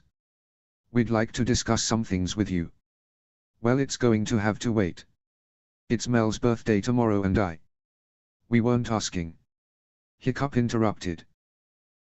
Eric, and Astrid immediately stepped into the house, ignoring Lara's furious growl. The Larson matriarch put her hands on her hips. Well. This isn't an investigation. State your business quickly and go, she snapped. Eric, honey, go on up to your room and get your things. Astrid said soothingly to the teenager. Eric didn't need to be told twice. He immediately ran forward and pounded up the stairs. The moment he was out of sight, Hiccup crossed his arms and stared directly at Lara. It's come to my attention that there are some issues with Eric. Lara sighed deeply. All mothers and sons argue once in a while. You know that as well as I do. Don't play that game with us, Lara. Astrid hissed. Don't act like what we're about to tell you is a simple, petty argument. I don't know what he's told you, but I assure you, nothing is going on. Lara said in a softer voice. I try to get through to him and he refuses to listen. I know he thinks I'm being too hard on him, but I have his best interests at heart. I've done the best I can to help my family move forward, and it's not my fault some decide to dwell on the past. Hiccup shook his head and gestured to the staircase. Lara, have you even looked at him? Really looked? Am I supposed to be seeing something? Lara asked, her voice barely concealing impatience. Are you seriously telling me you haven't noticed that he's lost weight, barely slept, and had his arms bandaged for the last several months? Astrid prompted. Are you really that blind? Eric hasn't been taking proper care of himself. Lara insisted. He's 16 years old. I can't make him eat. He's a minor. Hiccup countered. Until he's 17, it's your responsibility by law to care for him. If he refused when you tried to make him eat or whatever, fine, but you're clearly not making an effort. The calm pretense dissolved as Lara swelled angrily. How dare you, she said through gritted teeth. I have given him food and shelter and clothes. What he does with them isn't my problem anymore. When's the last time you gave him a hug? Astrid asked, her eyes narrowed. Or told him you loved him? Hiccup waved a hand at Astrid. No, wait. Love isn't a necessity.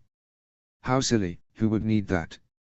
Your sarcasm isn't as charming as you think it is, Chief. Lara said the last word with disgust. Then let me make myself painfully clear. Hiccup replied with an icy tone. You are not fit to be a parent. You're abusing your son and allowing him to abuse himself in multiple ways, and we will not stand for a second longer. Lara opened her mouth, but he cut her off.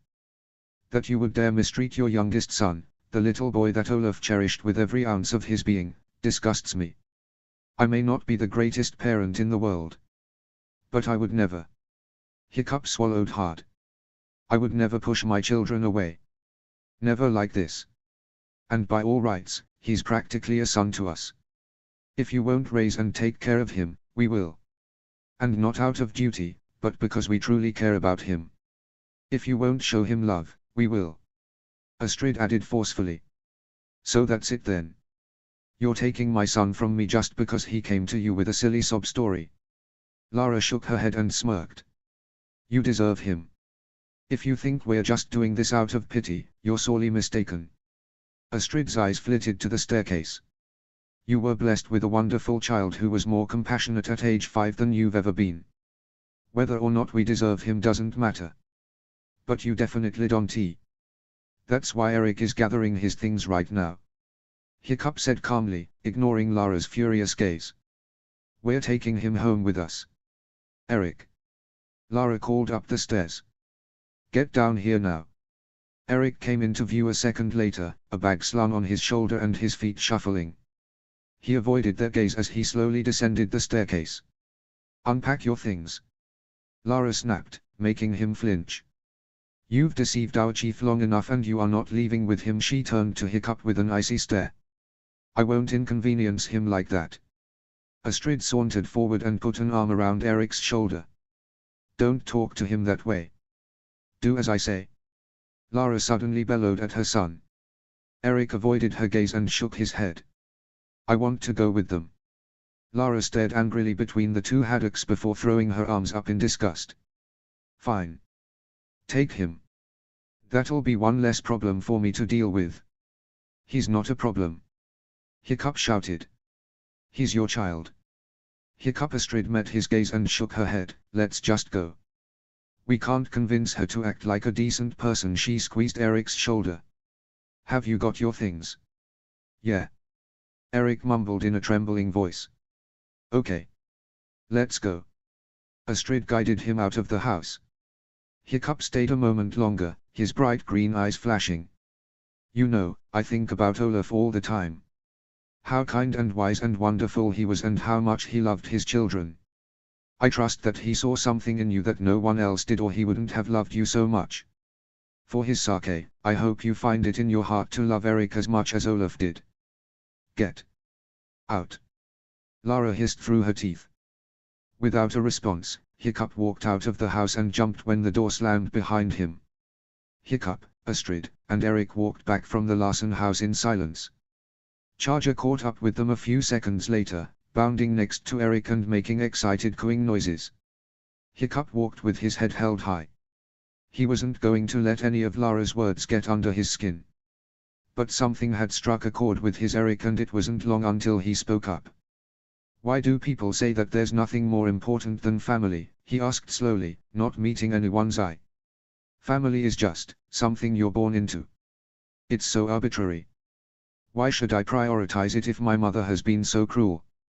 I guess because family is more than that. Hiccup replied thoughtfully, thinking his words through carefully. To tell someone who has been abused that they have to lie down and take it just because they happen to be born to those people is damaging. More than damaging, it's enough to make them feel like they can't have something everyone else around them has. He sighed deeply. I wish we, as a whole, would stop putting people in those boxes. Family is wonderful if you're lucky enough to be in a good one. But it's no more important than the people you come to love along the way. He breathed a laugh after considering his words. Eric, you have no obligation to Lara at this point. Abuse cancels that out. True. Eric muttered. But what about yours? He stopped walking for a moment and both Hiccup and Astrid turned to face him. What if, say, Finn was up to something bad? Family ties cannot come before the good of the village. Would he still become chief? Hiccup paused for a moment, his eyebrows furrowed in thought. I've been thinking about it too. And you're right. It would be wrong to put him in charge if he continues down this road. He leaned forward slightly. Do you know something I don't? No. Eric exclaimed hastily. He's not very nice is all. Sorry, I don't want to pry. It's okay. Hiccup assured him. Listen, I don't love Finn only because he's my son. Well, that's how it started. But that's not why anymore. I've gotten to know him and I know there's good in him. I admire so many of his qualities. I would hate to see his potential wasted. Addis too. He sighed deeply. But if something were going on, I'd want to know about it, Eric. There's nothing. Eric mumbled. Forget I mentioned it. Hiccup glanced at Astrid once Eric and Charger had continued walking again. The moment their eyes met, they silently agreed, there was definitely more to the story. Chapter 15, Tough Love. Chapter text. There was nothing like living like a criminal under the chief's nose. Of course, Finn didn't really live like a criminal at home. He just found it extremely ironic how difficult it was for his dad to catch the gang, or even acquire any information, when he had not one, but two of the little scoundrels living right under his very nose. It was 4 days after his father's frightening speech of impending doom when Finn tramped down the stairs, a smirk playing at the edge of his lips at his good fortune. He didn't honestly expect it to last this long. Though he'd never expected to get caught or hadn't pegged an allotted time frame for the gang to exist, it was 5 months to the day since the first hit. He was on cloud 9. He probably shouldn't be enjoying this so much. But when you're 15 and successfully rebellious, what the heck? Finn made it to the bottom of the stairs just as Eric emerged from the washroom, the ends of his blonde hair damp from a wash. The older teen stiffened as Finn brushed past, holding the redhead's mocking smirk with an icy stare. Finn marched into the kitchen area and the moment passed. The future heir scooped a massive ladle of oatmeal with gusto, piling it high with berries and nuts. Finn couldn't help but feel a little exhilarated by this glorious bowl of goodness he'd created. He nearly felt like advertising it to the world. Fearless Finn Haddock, future chief of Burke, unstoppable gang leader, and devourer of oatmeal. Need a bigger bowl? His father's amused voice interrupted his musings of trampling his enemies with the strength that only a healthy breakfast could give. Finn frowned and twisted sideways, surprised he hadn't noticed his father standing 2 feet away. Swallowing, he watched as Eric took a seat at the table across from his sister and rubbed his forehead. Finn cleared his spoon with his lips before poking it at his father. "Don't judge me." Hiccup snorted, sipping his coffee as he leaned against the counter. "Wouldn't dream of it." The teenager scowled at the dark brew. "How can you drink that?" Hiccup raised an eyebrow. "Gotta be wide awake to get my job done. And catch the gang." Finn shrugged indifferently, dodging the baited phrase. He wondered if his dad chose those words on purpose. Probably. He dug into his oatmeal fervently. "Whatever floats your boat. Or sinks it." Adriana piped from her seat, peering at them through her bangs as she took a bite of eggs. Finn stuck a tongue out at her. Eric closed his eyes and rested his forehead against the table. Hiccup instantly straightened. "You okay over there?" "MHM. You look tired," Adriana prompted. "Did you sleep enough?" "Yeah," Eric sighed as he sat up, rubbing his eyes. "I'm just, still catching up." "Gotcha." Adriana nodded once resolutely before returning to her plate. Finn rolled his eyes. So stiff and boring and blah, those two. So much needless tension and drama. Maybe it was a blonde thing. Scraping his last scoop of oatmeal into his mouth and dumping the dishes into the wash basin, he walked up and squeezed Eric's shoulders. "Oh, he's fine, nothing like the Haddock family to rest you up, both in body and soul in preparation for the rest of life's hardships." Eric's body gradually went rigid until he flicked Finn's right hand. Finn smirked and threw up his hands in mock hurt. "I try to be nice. People would kill for a massage from me, you know that." "Don't touch me," Eric murmured. The hardness in his voice was calm and quiet, yet unmistakable. Adriana watched the exchange with wide eyes, glancing between the boys. The tension in the room mounted like two opposing magnets fighting for strength. She looked to her father, who remained still as he held his cup of coffee, watching the interaction. Hiccup's green eyes were narrowed ever so slightly, which only confirmed his piqued interest. "Relax, Larson," Finn snickered as he turned toward the door. "Maybe you should get some more sleep. You're a touch grouchy. Anyhow, I'm off to the forge. Later, taters." The house went silent after his exit, leaving the others sitting or standing in bewildered confusion. Adriana watched Eric trace lines in the wood grain table with his fingertip. Either he was oblivious to the 2 Haddock stares he was receiving, or he didn't care. Adriana wasn't sure which was worse. The last 4 days had been interesting to say the least. Her parents were going out of their way to make Eric feel welcome, which didn't bother her much once the initial shock waned.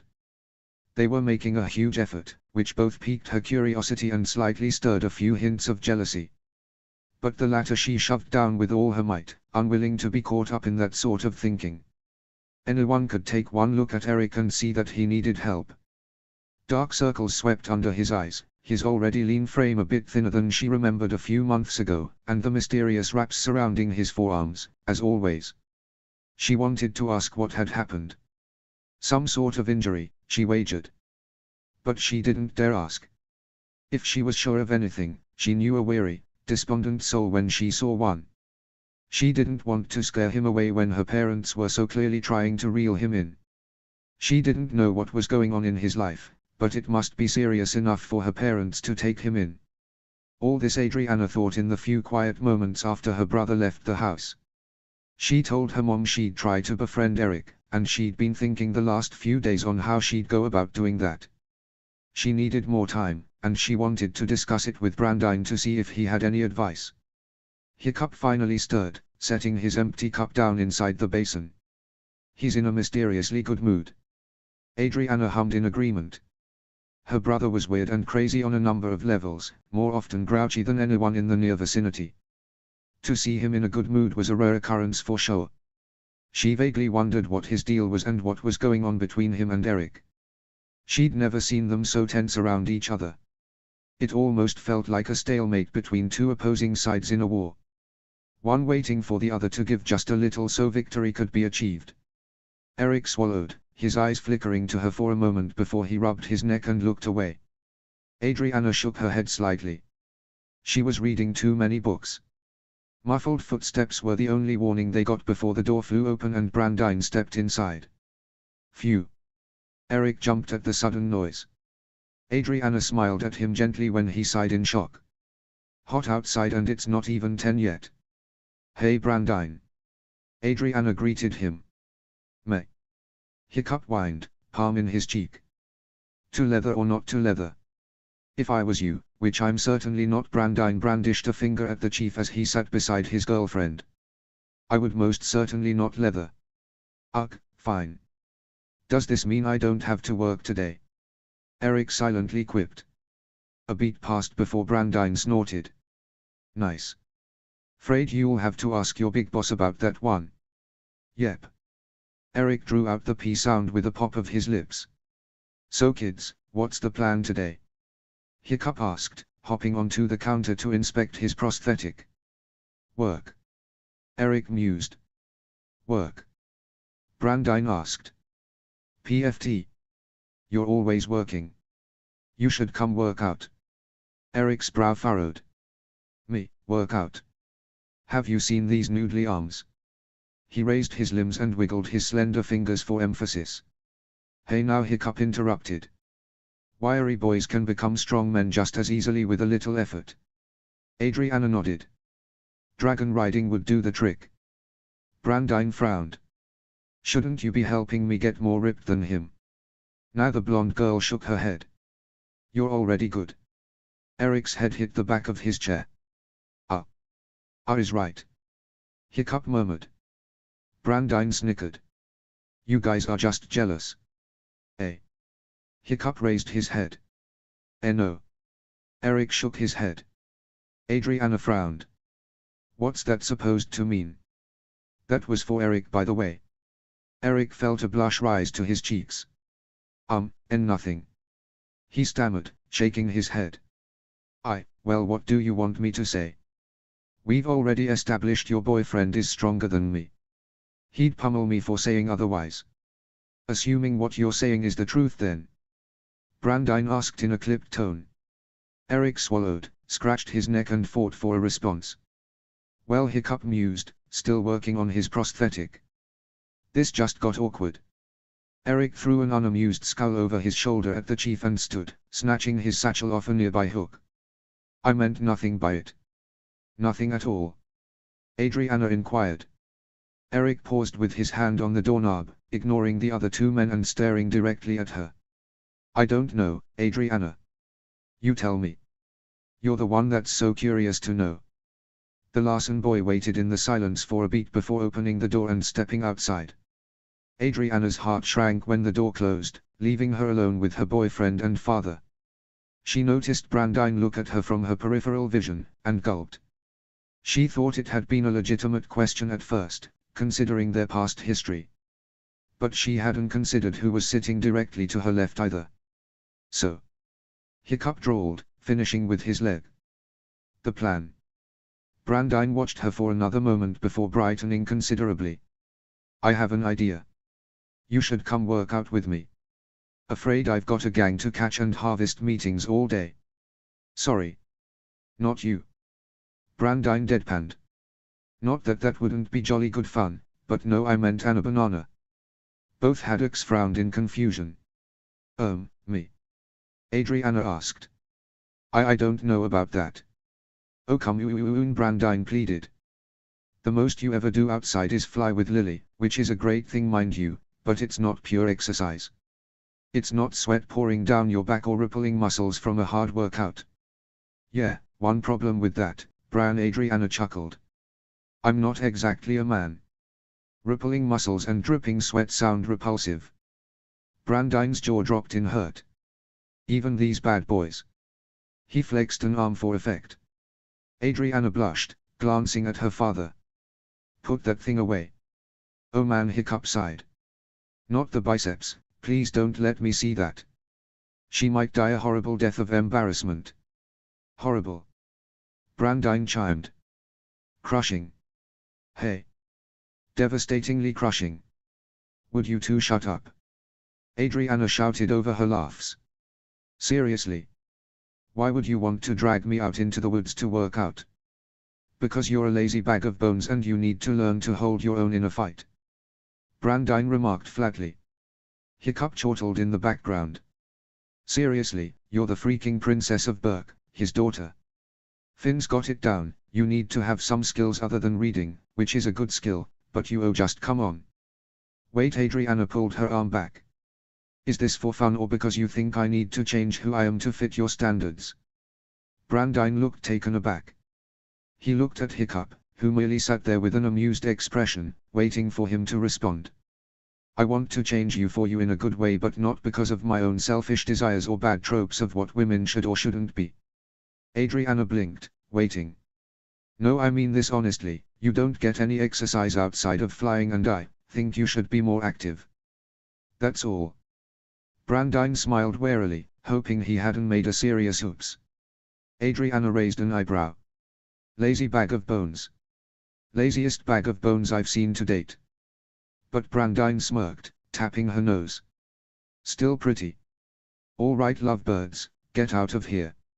Hiccup hopped off the counter with a smile. As much as I'd love to listen to your totes adorbs banter all day, I'm afraid I've got things to do. Great. Have fun with that. I'll go grab some stuff from the barn. Brandine hightailed it out of the house and ran for the barn before she could blink. Wait, Dad. Adriana stood and dumped her leftovers in the trash. You're okay with this? Hiccup shrugged. What's a little exercise? Just know if that boy hurts you being careless, he'll meet his end. Ha ha. No really. Hiccup raised his eyebrows. Don't get hurt. Adriana smiled bashfully, avoiding his eyes. Part of being a Viking, right? Hiccup rolled his eyes and waved his hands around. Not lethally. No lethal death. Got it. Oh, get outta here. Fine, fine. Adriana hopped out the front door to meet Brandine, then paused a few steps outside. She felt light and strangely warm inside, despite the earlier awkward situation with Eric. She wondered what was making her feel like this, and then she realized it was the playful banter with her dad.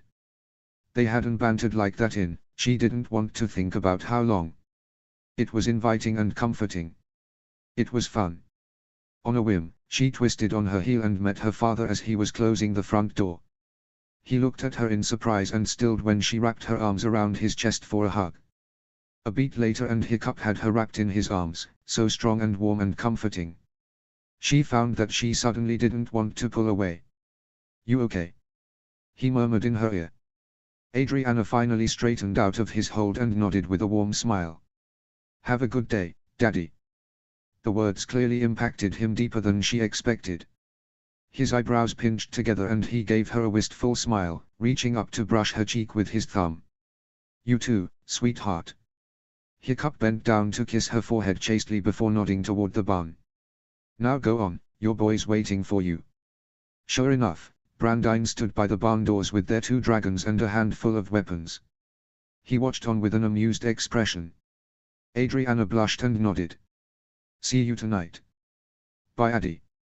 Brandine regaled her with awesome fighting stances and other sorts of strange battle strategies as they walked toward the woods behind the house.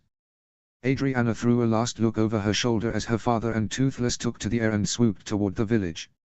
She smiled to herself, proud that she'd given him a moment of happiness. She hadn't meant to, but she supposed that was the beauty of it.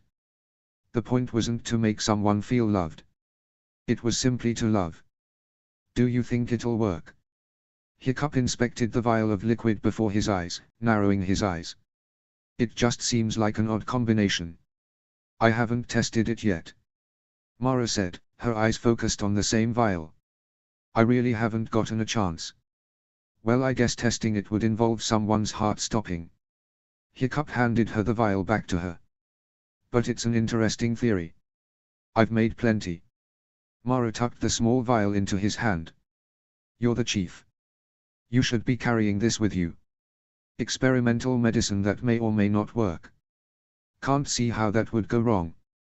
Mara smacked him lightly on the stomach, making him laugh. Well, any test subject you find would be out of options at that point, so it can't hurt. So go over it with me again. Hiccup said, holding the vial up to inspect it again. What am I supposed to do with it? If you come across a human or dragon whose heart has stopped, inject them directly in the heart with this. Mara handed him a syringe. If I'm right, this'll get it going again. What brought this on all of a sudden? Hiccup asked her as he tucked the vial and syringe in a hidden compartment in his prosthetic. I've been doing some thinking about emergency care. Mara told him. This idea came to me a couple of days ago and I think the formula is pretty good. Figured I'd share. I hope I didn't interrupt you too much. Not at all. I've always got time for you, Mara. Hiccup waved his hand. I should go though. Important breakfast meeting. Okay. Well, let me know if you need anything else. Mara told him as he headed toward the door. Checkup was everything I needed. Glad to know I'm not dying. Hiccup said cheerfully. See you later, Mara.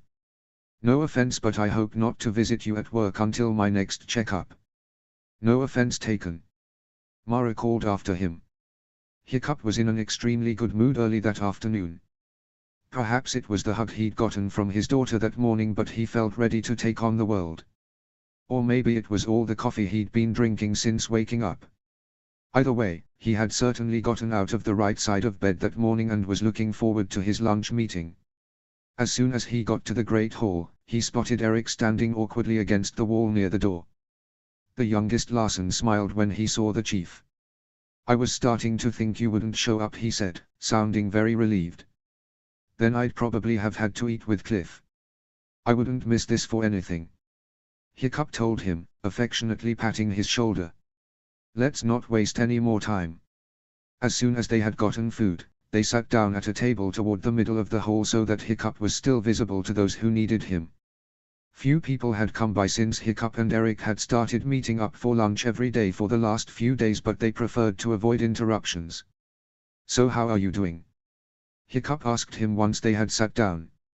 You ask me that every day. Eric replied, picking at his food rather than eating it.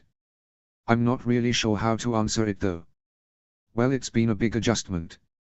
Hiccup said calmly. Astrid and I like having you around, but we want you to feel comfortable. I have been. Eric smiled. The loft is pretty cozy. I know. I've slept in there a couple of times.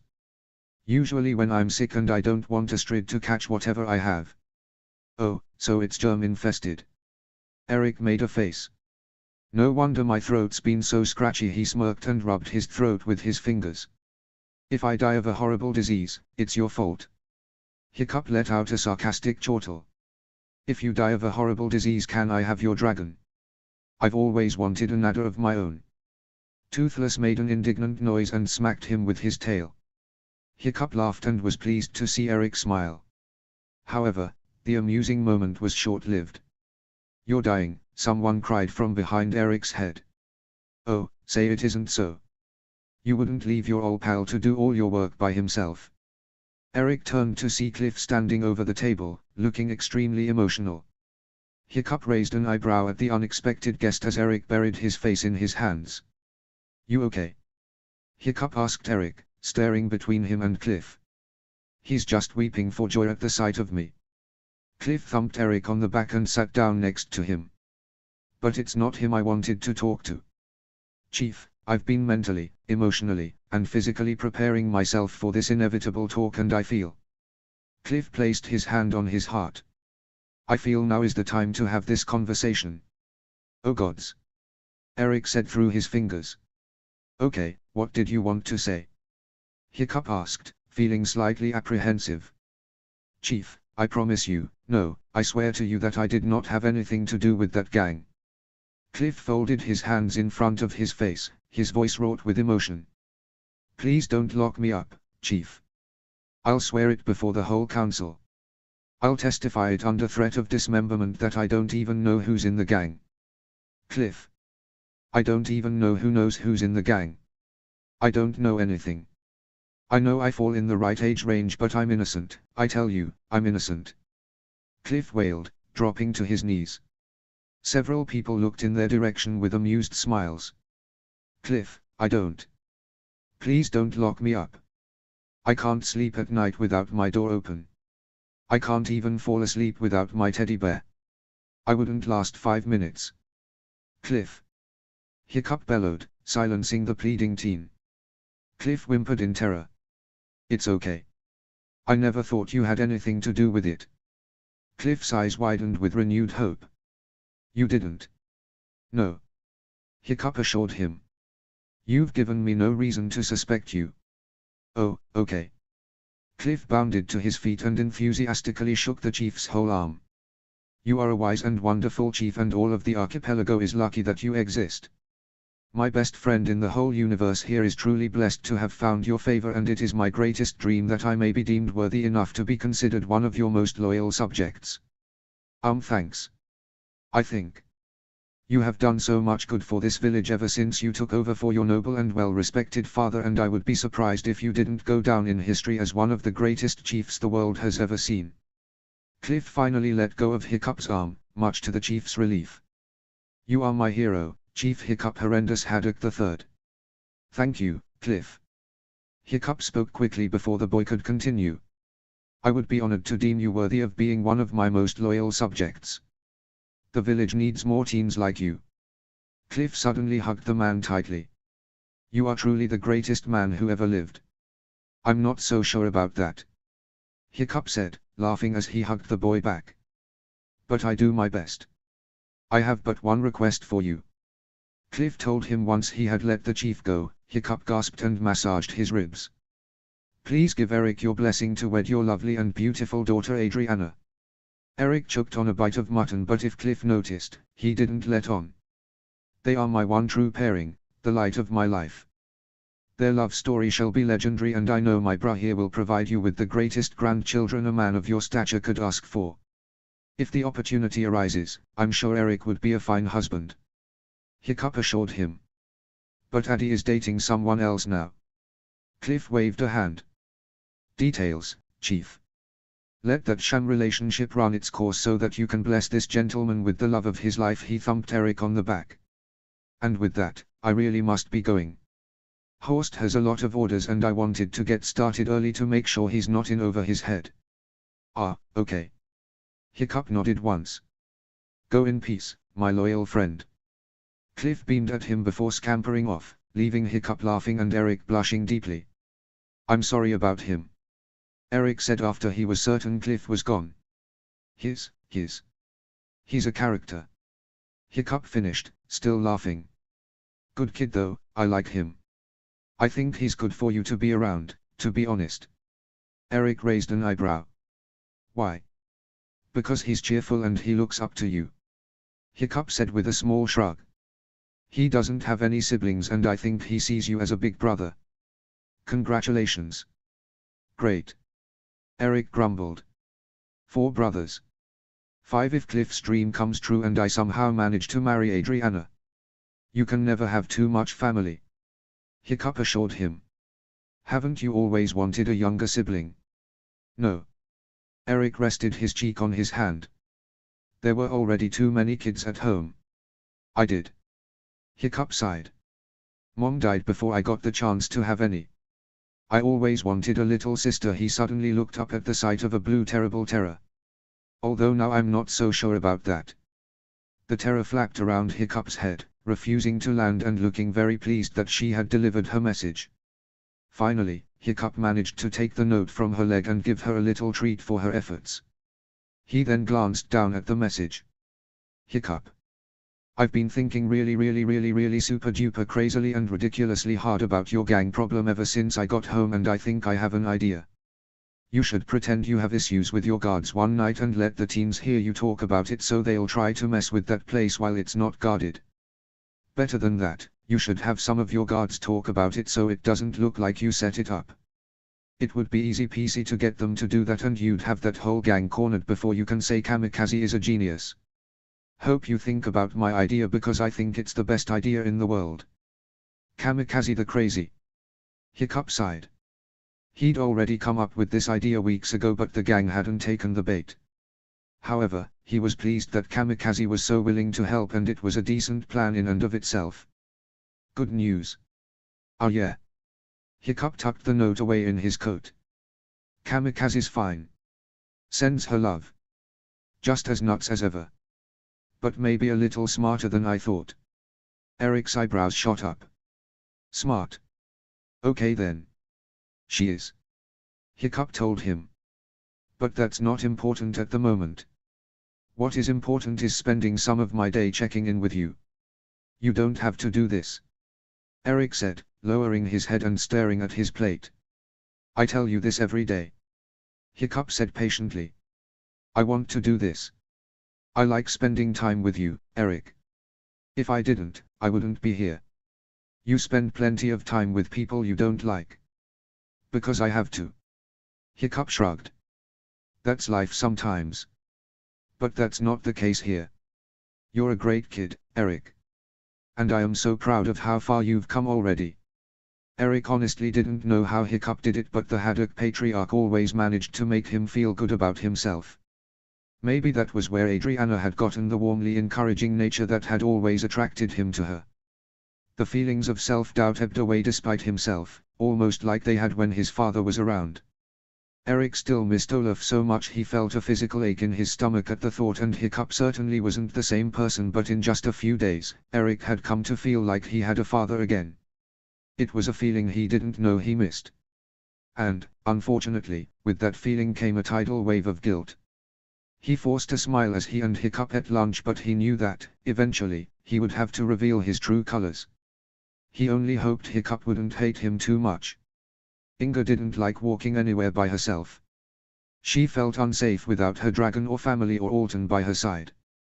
But all of them were busy, or, in Misty's case, napping, so she was forced to walk through the village on her own so that she could have her regular checkup with Mara. And unfortunately, Mara's house was on the other edge of town, which meant she had to walk directly through her least favorite section. Most kids avoided the alley near the forge. A variety of teenagers always seemed to congregate there no matter what day of the week it was, and this day was no different. Inga had to walk directly past it, keeping her head down and hoping they wouldn't notice her. Jorgensen. Apparently they did notice her. Inga sighed and tried to pretend she couldn't hear their shrill voices. Oh, I get it. Little Jorgensen's too good to talk to us. Dana's voice rang in the girl's ears. Or maybe she's about to have one of her crazy fits. Inga went rigid, her stomach clenching. She knew that Dana was trying to get a reaction out of her, but crazy fits. That's probably a good idea. Morgan spoke up. Wouldn't want her drooling all over herself. Shut up. Inga mumbled, hating herself for speaking up at all. You know, talking to yourself just makes you look crazier. Dana sighed dramatically. It's kind of a shame, really. Jorgensen's used to have such a good reputation. I said shut up. Inga bellowed, finally turning to face the group of girls standing in the alley. Dana raised her eyebrows, apparently surprised that Inga had talked back. Well, you'd have to be crazy to go out in public with that haircut. Inga ran her fingers through her short hair. It was burned off, she growled. Leave me alone. Why? Are you needed somewhere important? Asked a girl named Jackie that Inga didn't know very well. I bet she's going to Mara's to make sure she's sane enough to go out in public. Dana chortled. Is it true you have to go every week? Just go away. Inga turned on her heel and tried to walk away from the girls, but Morgan, Dana, and Jackie stepped in front of her. You are going to Mara's. Morgan remarked with a smirk. Look, I'm no healer, but if she couldn't stop you from throwing fits by now, She never will. Face it. You're going to have to accept that your brain is permanently damaged. Dana poked her in the chest. At least now you look like it from the outside. Oh please, hair grows back. What's your excuse for your haircut? Inga shot back at Dana, her patience completely gone. I know what looks good on me. Dana rolled her eyes. Apparently you've never seen a mirror. Don't try to tell her how to live her life. If she wants stupid hair, it's her decision. Jackie told Dana before Inga could respond. I mean, even if it looked nice, she'd still randomly drool all over her shirt because she's insane. Shut up, shouted a much lower voice that certainly didn't belong to Inga. Finn dropped the stack of bent weapons he had been carrying to the forge and bolted over to the girls, looking livid. Inga's mouth dropped open at the enraged expression on his face. What is wrong with you? Finn yelled at the bullies, making Morgan and Jackie take a few steps back. Just leave her alone. I didn't know you liked crazies. Dana said serenely, crossing her arms and not backing down. Must run in the family. Keep gabbing, Dana, I dare you. Finn leaned in close to her, his teeth bared like a wild animal. Give me a reason and I will make you regret it. Please. Dana gave him a wry smile and patted his cheek. You're so not worth my time. Come on, she waved to Morgan and Jackie, who followed her as she walked away. Finn turned back to Inga, fully expecting her to thank him for stepping in. He was surprised to see her face reddening in rage. Haddock, she seethed. What were you doing? Stopping those girls from making fun of you. Finn replied, absolutely mystified at her behavior. What did it look like? Why would you stick up for me? Inga shouted indignantly. You're always making fun of other kids my age. Yeah, but you don't deserve it. Finn rolled his eyes. They were making fun of my seizures. Inga hissed. Oh, so that is it? You don't care about me, you just feel sorry for me. No. Then you pity me because I have a disability. Inga balled her fists at her side. Well, guess what, fearless Finn? I don't need your help and I don't want your help. Why are you turning it away? Finn threw his arms up in exasperation. People listen to me. If I hadn't spoken up, they'd still be bugging you. Because I don't want you solving my problems just because I have an issue. I hate it when people treat me differently. It's embarrassing. Inga shrieked, making several villagers turn to watch the theatrics unfolding. So next time you feel the need to stand up for me because you think I'm a helpless little girl who can't defend herself, stuff it. I'm just fine. Fine then. Finn bellowed back, not bothering to lower the volume. Go ahead and let them walk all over you. Reject any and all help bestowed upon you because Thor forbid anyone do anything nice for you. He waited until Inga was walking away before adding, and by the way, your hair does look stupid. He could have sworn he heard a muffled sob before he turned back to the pile of old weapons. He knew he needed to cool off. If he didn't, he would surely explode and end up destroying something. So, after kicking the weapons out of the middle of the road, he stomped into the woods. Why had Inga reacted that way? He did one nice thing and she jumped down his throat because she couldn't accept that she needed help now and then. She hadn't seen herself lying on the ground twitching and foaming at the mouth. Maybe if she did, she'd understand why she needed to be protected from people who wanted to make fun of her for that. That was certainly no laughing matter. It gave Finn chills every time he thought about it. Finn hated weakness, and to watch someone lose control of her own mind and body, there was nothing more terrifying. And that anyone could trivialize something like that, he was going to have to talk to Dana, Morgan, and Jackie about that later. Regardless of how irritating she was, Inga was off limits. Finn hadn't realized how far into the woods he had gotten until he tripped on a rock and went sprawling into a much bigger boulder, barely stopping himself before he split his head open on it. Cursing under his breath, he kicked the boulder, instantly regretting it when pain exploded in his foot. Gritting his teeth, he turned to limp away when felt the ground shift slightly beneath him. He looked down and spotted a tiny opening in the dirt. What the? He muttered as he crouched down to inspect it. It took a while to clear the area so Finn could see what was there. He had to uproot half a shrub that had grown over it, but as soon as it was cleared, his eyes widened. He had somehow opened a hidden passageway. He looked at the boulder and noticed that he'd moved it a few inches away, revealing the entrance. So, Berk had secret passages, did it? Finn knew that Hiccup would be completely fascinated where he were. His father loved weird stuff like this. But Hiccup wasn't here. No one was. This wasn't near any major areas, so there weren't even any guards flying overhead. Finn was completely alone. "All right, let's see what we got," he mumbled as he pulled open the trapdoor and descended an earthly staircase into the dark depths. He managed to ignite a nearby torch with a set of stones he carried with him. The tunnel wasn't very big and it didn't look like the work of a whispering death. This was different. This was definitely man-made. Finn crept forward, staring around at the clever architecture that had kept this tunnel open for however long it had existed. He usually hated tight, dank spaces, but the farther he got into the tunnel, the wider it became. After he had walked for nearly 20 minutes, he came across another staircase, this one leading up too far for him to see with one little torch. He ascended it until he was out of breath and he reached what appeared to be a dead end.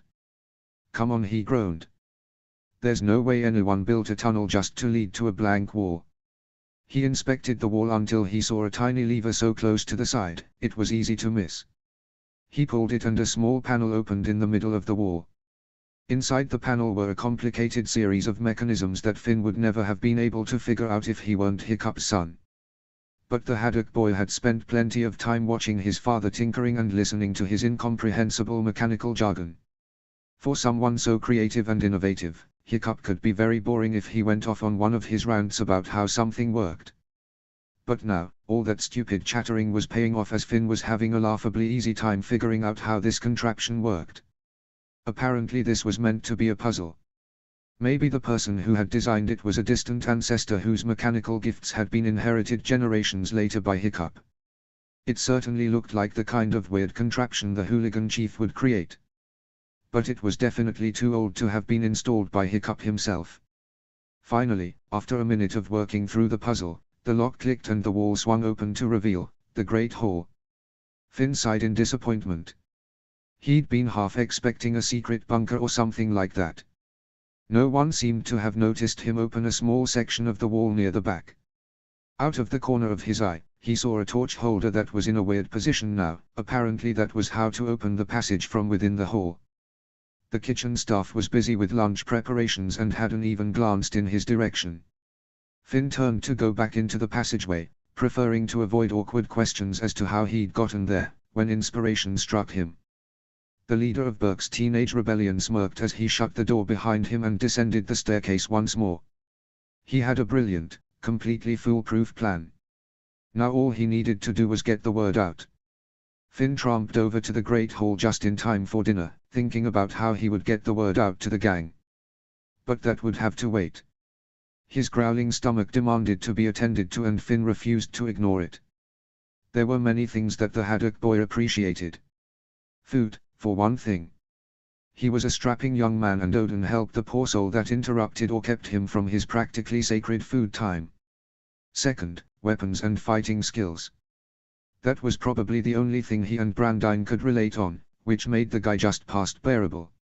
And third, girls. In the past, Finn appreciated any girl who'd fawned over him from afar due to his status and strength, he assumed. And his face, he was pretty good looking after all. But back then, he had Helga and he was content with her. He'd maybe shared one or two highly dangerous winks with a girl now and then, but he'd never been with another girl like he had with Helga. Apparently, his increased confidence seemed to catch a few eyes, or at least one pair in particular. He'd never expected her to ever seek him out. He'd never even thought of her in that way, she just exuded an off-limits attitude, not that in previous months he'd been looking for other girlfriend options. But now, with his newfound audacity for breaking rules and pushing boundaries, Finn didn't have any problems. In fact, if one were to label it as a problem, he welcomed it. Which is why when Dana Sanders sat beside him at the Great Hall, he didn't bat an eye. The other teens didn't seem to notice the way her fingertips trailed up his arm enticingly, when she scooted into his side until their shoulders were past touching, or her foot slowly trailed up the inside of his leg. Finn caught the flirtatious look in her eye and pretended to be interested in the conversation going on around them, all the while running his hand up her thigh and squeezing playfully.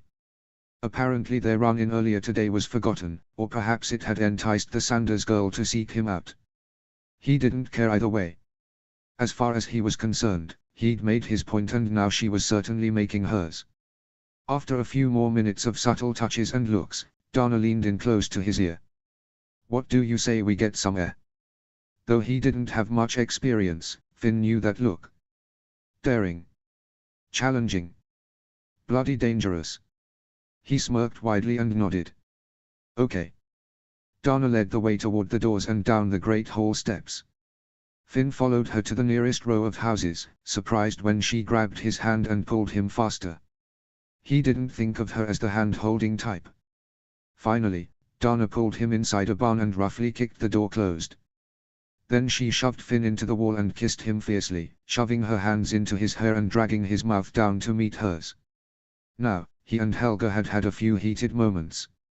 But never had Helga completely plundered his mouth to the point where he could barely keep up. He always knew Dana to be wild and tenacious, but he never would have thought her to be so when kissing. He almost felt like he couldn't keep up with her. Finn was a control freak. He didn't like being out of control. Before long, Dana began yanking his shirt up over his head, her lips swollen red from attacking his.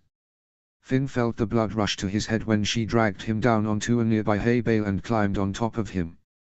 He kissed her back as forcefully as he could, gripping her waist and trying to regain some control, but she kept him pinned. Finally, he grabbed the sides of her shirt and forced them up over her head. But a wicked idea occurred to him halfway through. Before she could remove her hands from her shirt, he quickly wrapped the material around them crudely so her hands were tied. She struggled for a moment before Finn flipped them over, bearing his weight on top of her. Dana gave a short laugh, trying to free her hands. "While you've inconvenienced me, Haddock, you're a blacksmith. Show me just how good with those hands you are." Finn didn't think twice. He slid his hands up her smooth belly, taking his time to run his fingernails across her sensitive skin, making her shiver. He kissed down her neck languorously, which made her squirm and pant heavily. Interesting, he thought. Tickles some, turns others on. Okay. Dana finally slapped her shirt off her hands, arching her back and digging her nails into his scalp like claws. Finn groaned at the sensation, mouthing the edges of her breast bindings and pinning her hands down at her sides. "Finn." Dana moaned. "Why, you're a lot better at this than you look." Finn trailed his mouth back up to her chin and smirked. "Likewise." Dana wrapped her leg around the outside of his and firmly grabbed his bicep, bending him to her will. Finn found himself flat on his back once again, drowning in the sensation of her mouth hot against his and her weight bearing down against his belly, keeping him pinned. Her perfume was sweet and enticing on her skin, only drawing him in further. He'd never really thought about Dana before, especially in this way, but dang. He bit her lip, making her draw back with a loud pop of their lips. Finn attacked her neck again, making her gasp loudly. "You know what we need." Dana moaned, her hand snaking down his belly between them. Finn hummed, occupied at her neck. "More." Dana grabbed his hands and moved them to the edges of her pants. Finn swallowed heavily, his mind buzzing and fingers twitching at her sides. "What?" "Just follow my lead, Haddock." Dana kissed him slowly, captivating him so he barely noticed anything else. He forced himself not to think about the situation, what they were doing. He tried to ignore her fingers at his belt. Then, the door creaked open. They snapped apart, Finn smacking his forehead against Dana's. He expected his father, mother, Gobber, Horst, heck even Snotlout to be standing there scowling. But never in a million years would he have expected Adriana to be standing there, her green eyes lit with such fury it may as well have been their father standing in her place. "Only you would taint a perfect day." Adriana finally spoke. "But this is a new low, Finn." Finn huffed and lay back against the straw. "What do you want?" "I want lots of things, Finn. What I didn't want was to walk in on my brother giving up his virginity." Cork it, Adriana. Dana growled. You seriously think we were going that far? What, do you think we're stupid? Adriana clapped a hand at her side. Quite frankly, yes. I admit I expected better from some. She stared pointedly at Finn. He glared at her. Shut up and go away. I make my own decisions. Fine, make decisions, Finn. But Dana? Adriana asked incredulously. Have you lost your mind? This isn't your concern. No. Adriana cried.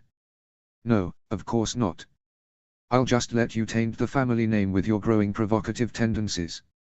Dana finally stood. Adriana, leave. I don't think so, Adriana countered, raising her chin. I'm not leaving him here with a slut like you. Finn's eyes bugged. He'd never heard such a word come out of his sister's mouth. Dana didn't seem fazed. Like he said, he'll make his own decisions. No need to be mommy and daddy's little helper and check in on him. Oh, so trying to help my brother is a bad thing now? Okay. Not like you would understand. Adriana crossed her arms, staring at Finn. Come on. No. If you don't come with me this second, I'm getting Dad and bringing him back here. And you know he'll believe everything I tell him. Finn's face burned. He hated the daddy card. Always being the tattletale, always being on his side. He didn't expect his sister to be on his side here. She wasn't the rebellious type. But she always had to play the daddy card. If you don't listen to me, I'll tell Daddy. Whatever. Tell him. You always do. Finn said scathingly as he snatched his shirt off the ground. Dana huffed. You're seriously giving in to this? You want my dad to come in here, night fury blazing, and roast us alive? Finn countered. Obviously not. I'll see you later. Dana scowled, disappointed and angry. Whatever. She too snatched her shirt off the ground, untangled it dramatically in front of Adriana before pulling it on, and walking out the door with her head held high. Adriana stared at her brother darkly. You've got serious issues if you think Dana is. Shut up, Anna. Finn shouted. What the heck do you care what I do with my life? You know, maybe I don't. Maybe I should have walked on by and let you have sex with her and then you'd really suffer some consequences for once. We weren't. Oh, obviously not. Adriana chortled, flippantly waving a hand. I have a babysitting job to get to. Go find something useful to do that doesn't involve losing something you can't get back. Finn watched her go, his head whirling with unkind comments and emotions that were better left unsaid. Even at 15, his mother would tan his hide for speaking any of that aloud. The last 10 minutes caught up to him in a whirl and he rested his forehead on the heel of his hand. He set out for home, deliberately ignoring the knot of guilt twinging in his chest. Eric tossed and turned in the loft late that night. No matter what position he assumed, sleep evaded him. His head was full of raging emotions and thoughts that nearly gave him a headache. And the twinging in his arms didn't help. Finally, he rose from the loft and headed to the Haddock house to get a drink of water. Sometimes that helped him calm down enough to fall asleep. As soon as he walked into the main room, he froze. Adriana was curled up on her usual chair, a book propped up on her knees. She looked up at him in confusion. You okay? Eric cleared his throat. Yeah, I'm okay. Getting a drink of water. Okay. Eric made his way across the room and to the jug of water in the dining area. After filling a cup with cool water, he walked across the main room again. But something kept him from going back to his loft bedroom. Something had entered his mind and, try as he might, he couldn't get it out. Anna, can I ask you something? He finally asked. Adriana looked up. Okay. She said tentatively. Eric strode across the room and sat down on the couch, gripping his cup of water in both his hands. This is hypothetical, he clarified, his heart thumping in his chest the way it always did when he was looking directly into those bright green eyes. But if I found something out, something important, and telling someone would be dangerous, should I still tell someone? Adriana paused to consider his words before putting down her book. What do you mean? All right. Eric leaned in and spoke in a soft voice. You can't tell anyone what I'm about to say, okay? I don't want you to be involved. Adriana looked concerned, which only made his heart drum faster against his ribs. I found something out. About the gang. What? Adriana gasped, her book completely forgotten. Why didn't you tell anyone? Well, like I said, the gang leader is really dangerous. He cornered me and told me that if I told anyone, he'd hurt, someone I care about. Eric cleared his throat awkwardly. Anyway, I really don't want this person to get hurt. But if I stay silent, I'm an accomplice. What do you think I should do? Adriana focused on his knees as she thought and then turned her gaze to meet his again. It's me, isn't it? What? Eric choked out. The person the gang leader threatened. Adriana said calmly. If you tell anyone, I'm in danger, aren't I? How did you? Process of elimination. Adriana waved a hand dismissively. Your sister has kids, you wouldn't protect your mom or Nicholas, and Gustav can hold his own in a fight. That leaves Taryn, Cliff, and me. And I think. She paused for a moment, blushing slightly. I think, of those three, I'm the easiest target. Eric stared at her for several seconds, his mouth hanging open. I really underestimate how smart you are sometimes. He wasn't sure, but he thought he saw the flicker of a smile pass over Adriana's face for a split second. It's not hard to figure out. You just have to think like the enemy. Yeah, that's my problem. Eric mumbled. Nothing. Eric shook his head. So, what should I do? You want my answer?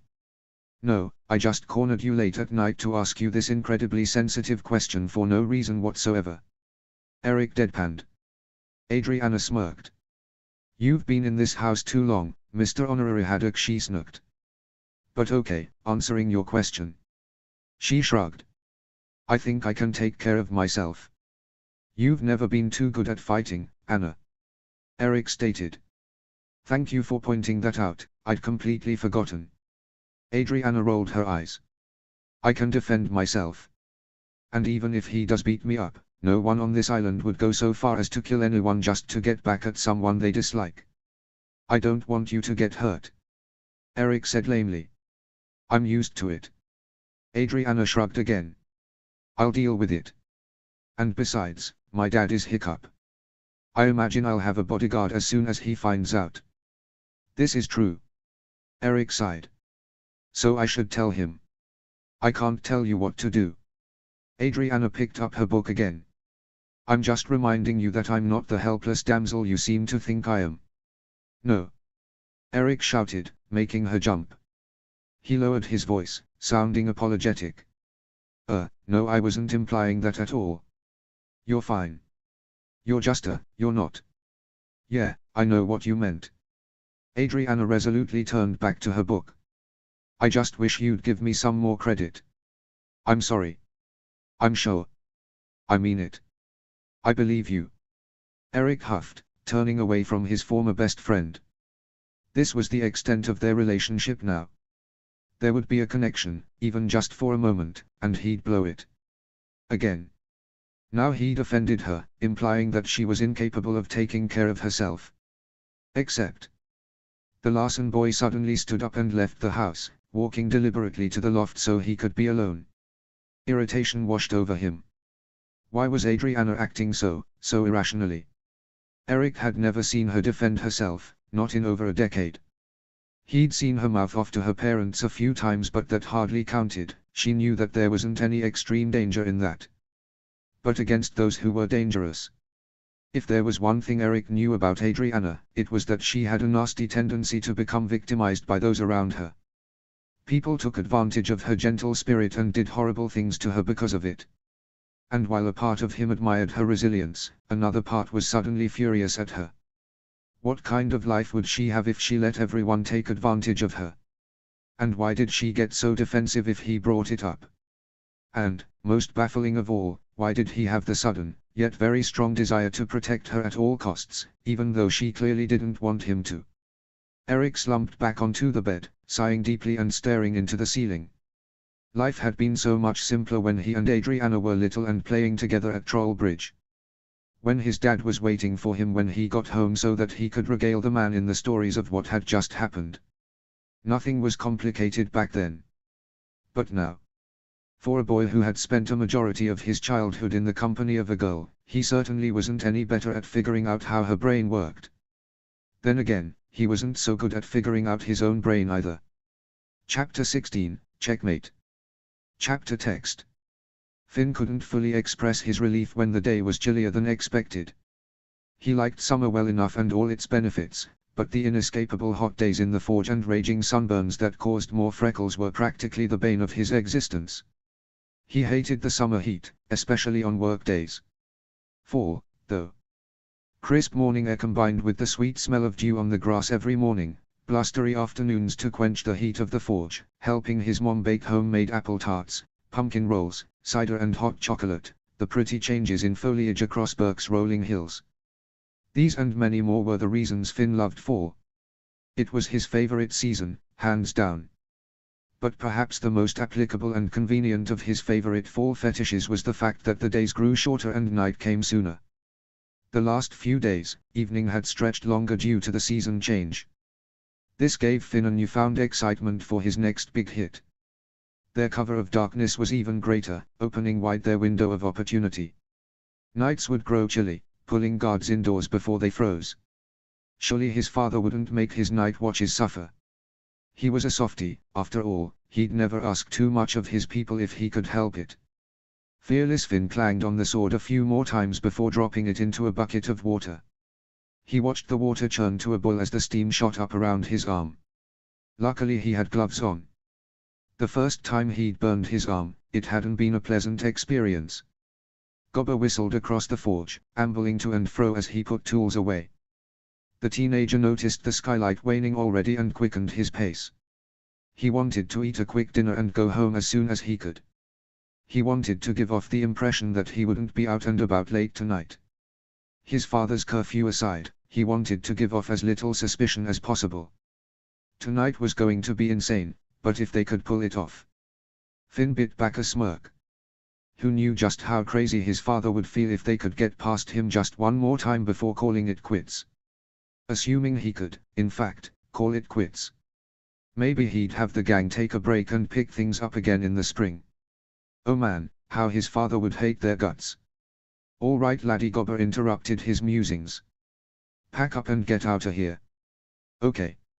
Finn tossed his gloves into his toolbox and began stashing away various hammers, pliers, and other items.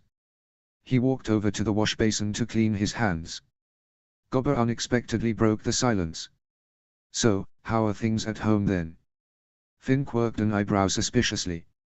Gobber knew exactly what his home life was like. He shrugged indifferently as he rinsed the bubbles off his hands. Blah. How's Eric?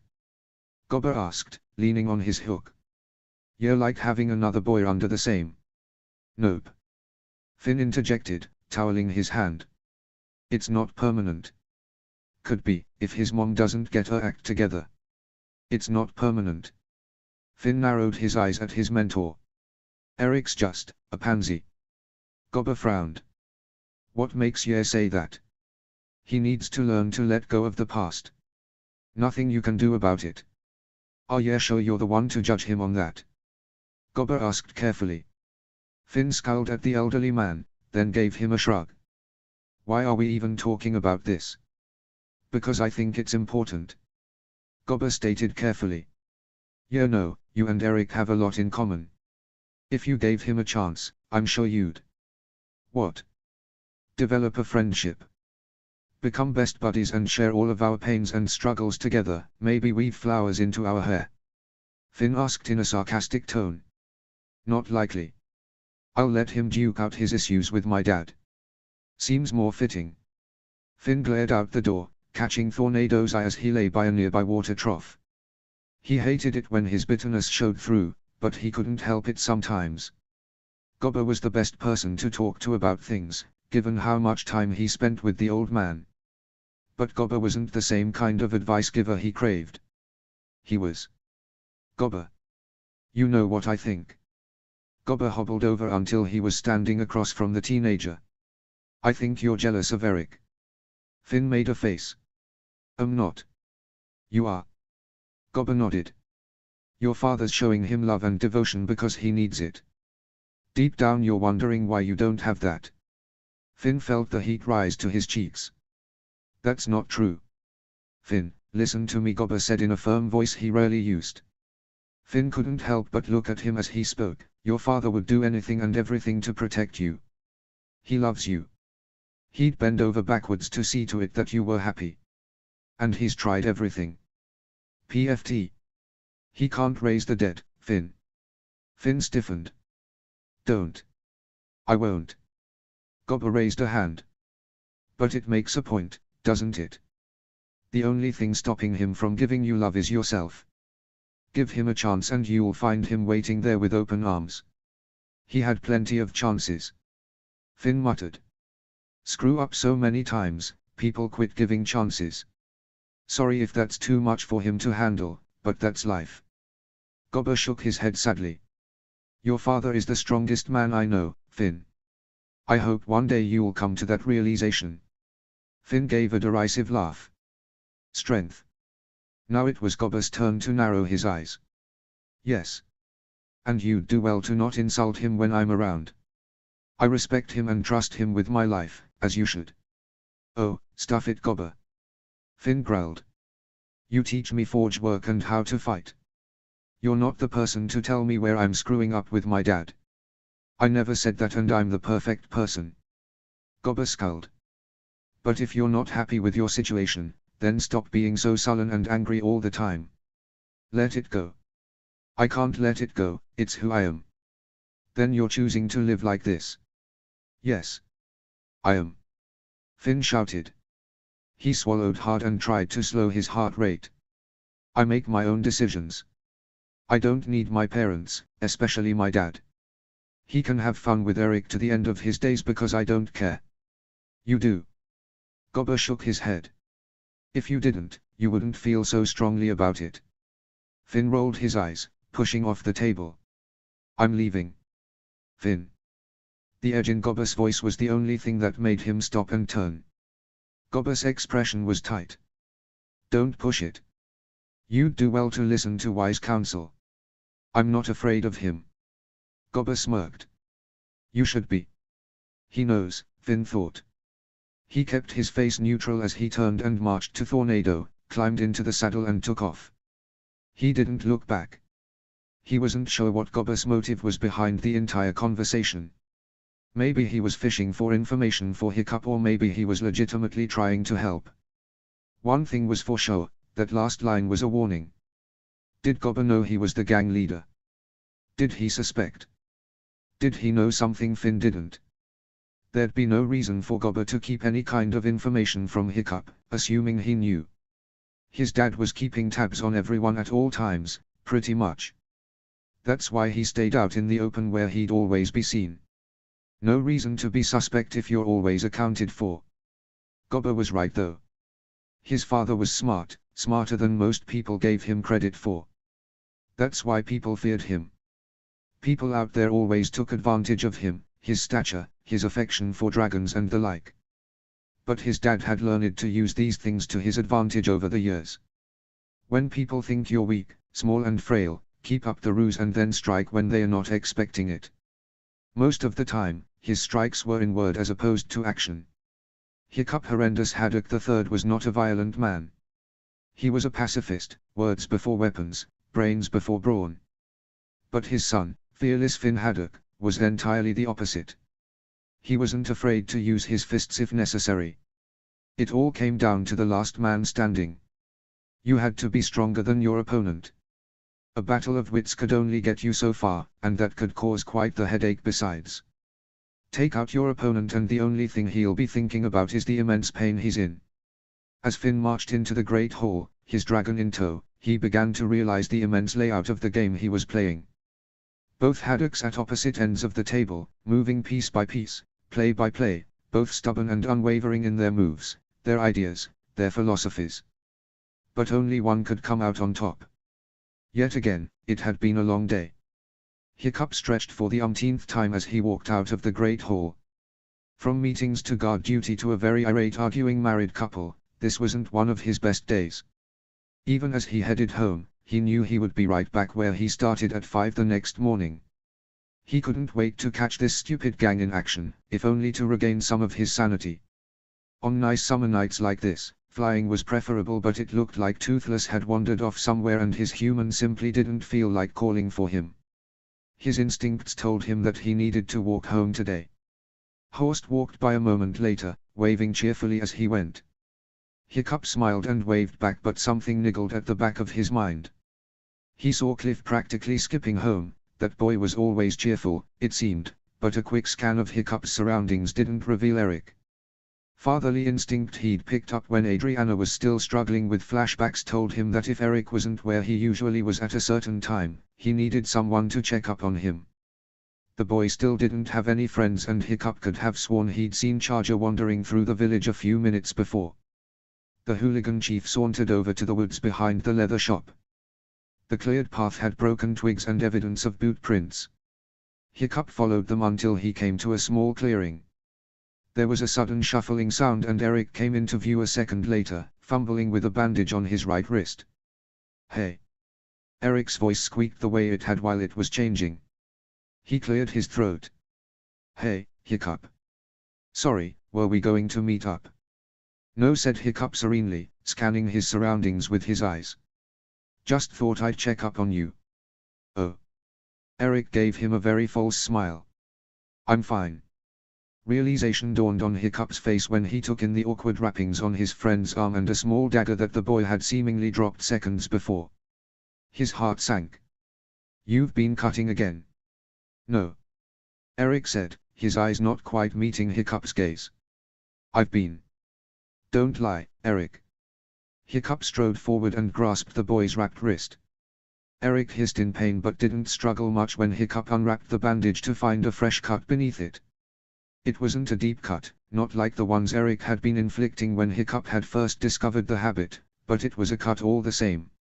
"It's just one," Eric mumbled. "And, well, I just thought that maybe one wouldn't be so bad." Hiccup sighed, his heart feeling heavier as he stared at the blood oozing from the slit on the boy's wrist. Eric nodded slowly. "Listen to me, Eric, it may not seem like much, but keeping this habit up, even a little at a time, is harmful. Your skin is too precious to be marred by self-inflicted injuries when you know you're better than that." "My skin isn't precious," Eric said, finally wrenching his bleeding arm from Hiccup's grasp. "It's just skin." Hiccup paused before speaking, choosing his words carefully. "You were doing okay before. What changed?" I've been thinking about something and Eric choked out, his expression darkening. "It's okay." Hiccup held out his hands in a placating manner. "You don't have to tell me everything." "I did something, Hiccup." Eric exhaled shakily. "I can't get it out of my head. And when I try to tell you, I won't get angry, Eric," Hiccup said in a fatherly tone. "You can tell me. You will get angry," Eric insisted, his eyes flitting to the dagger on the ground. "Believe me, I deserve this." Hiccup picked up the dagger, gripping it in his hand as if he thought it would blow away in the breeze. "This isn't the answer. It's what I deserve." Eric reached for the dagger but Hiccup held it out of his reach. "I can't let you do this," he said firmly. Eric gritted his teeth. "Fine. I'll find something else. Plenty of weapons here on Burke." Hiccup stared at the dagger in his hand and an idea suddenly entered his mind. He wiped it on his trousers to clean off the blood before offering it to Eric again. "You know what, you're right. That's not the sort of thing you can just stop. So." Hiccup rolled up his sleeve and held out his exposed arm. "Cut me instead." "What?" Eric blinked, clearly taken aback. "No, I could never." "But how is it different? You're the chief." "That hasn't stopped anyone else," Hiccup said, gesturing to his scarred neck. "My skin can handle it." Eric huffed, suddenly angry. "I couldn't be so selfish to cut you to save myself from pain that I know I can handle."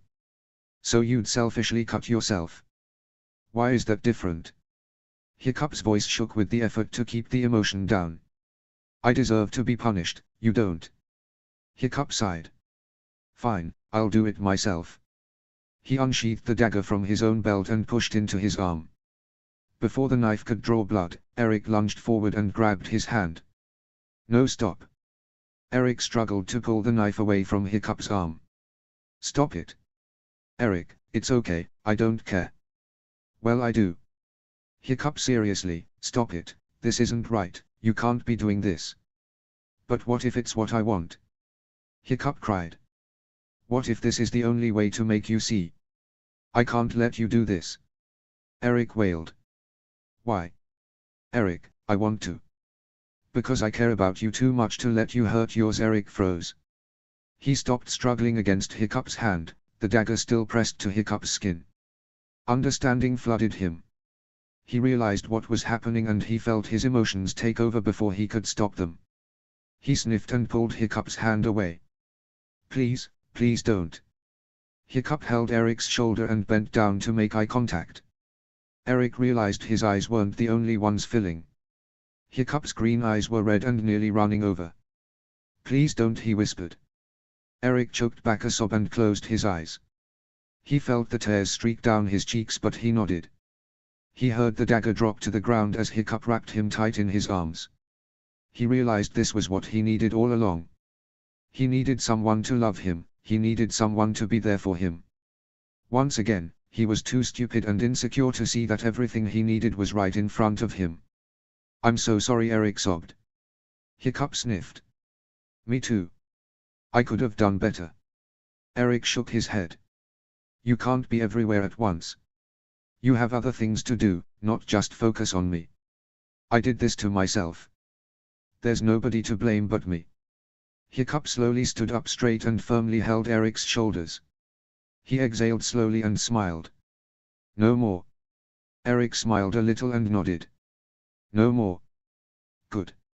Hiccup ruffled Eric's hair. About time we got home, eh? Astrid said she'd make dinner tonight and that's always good.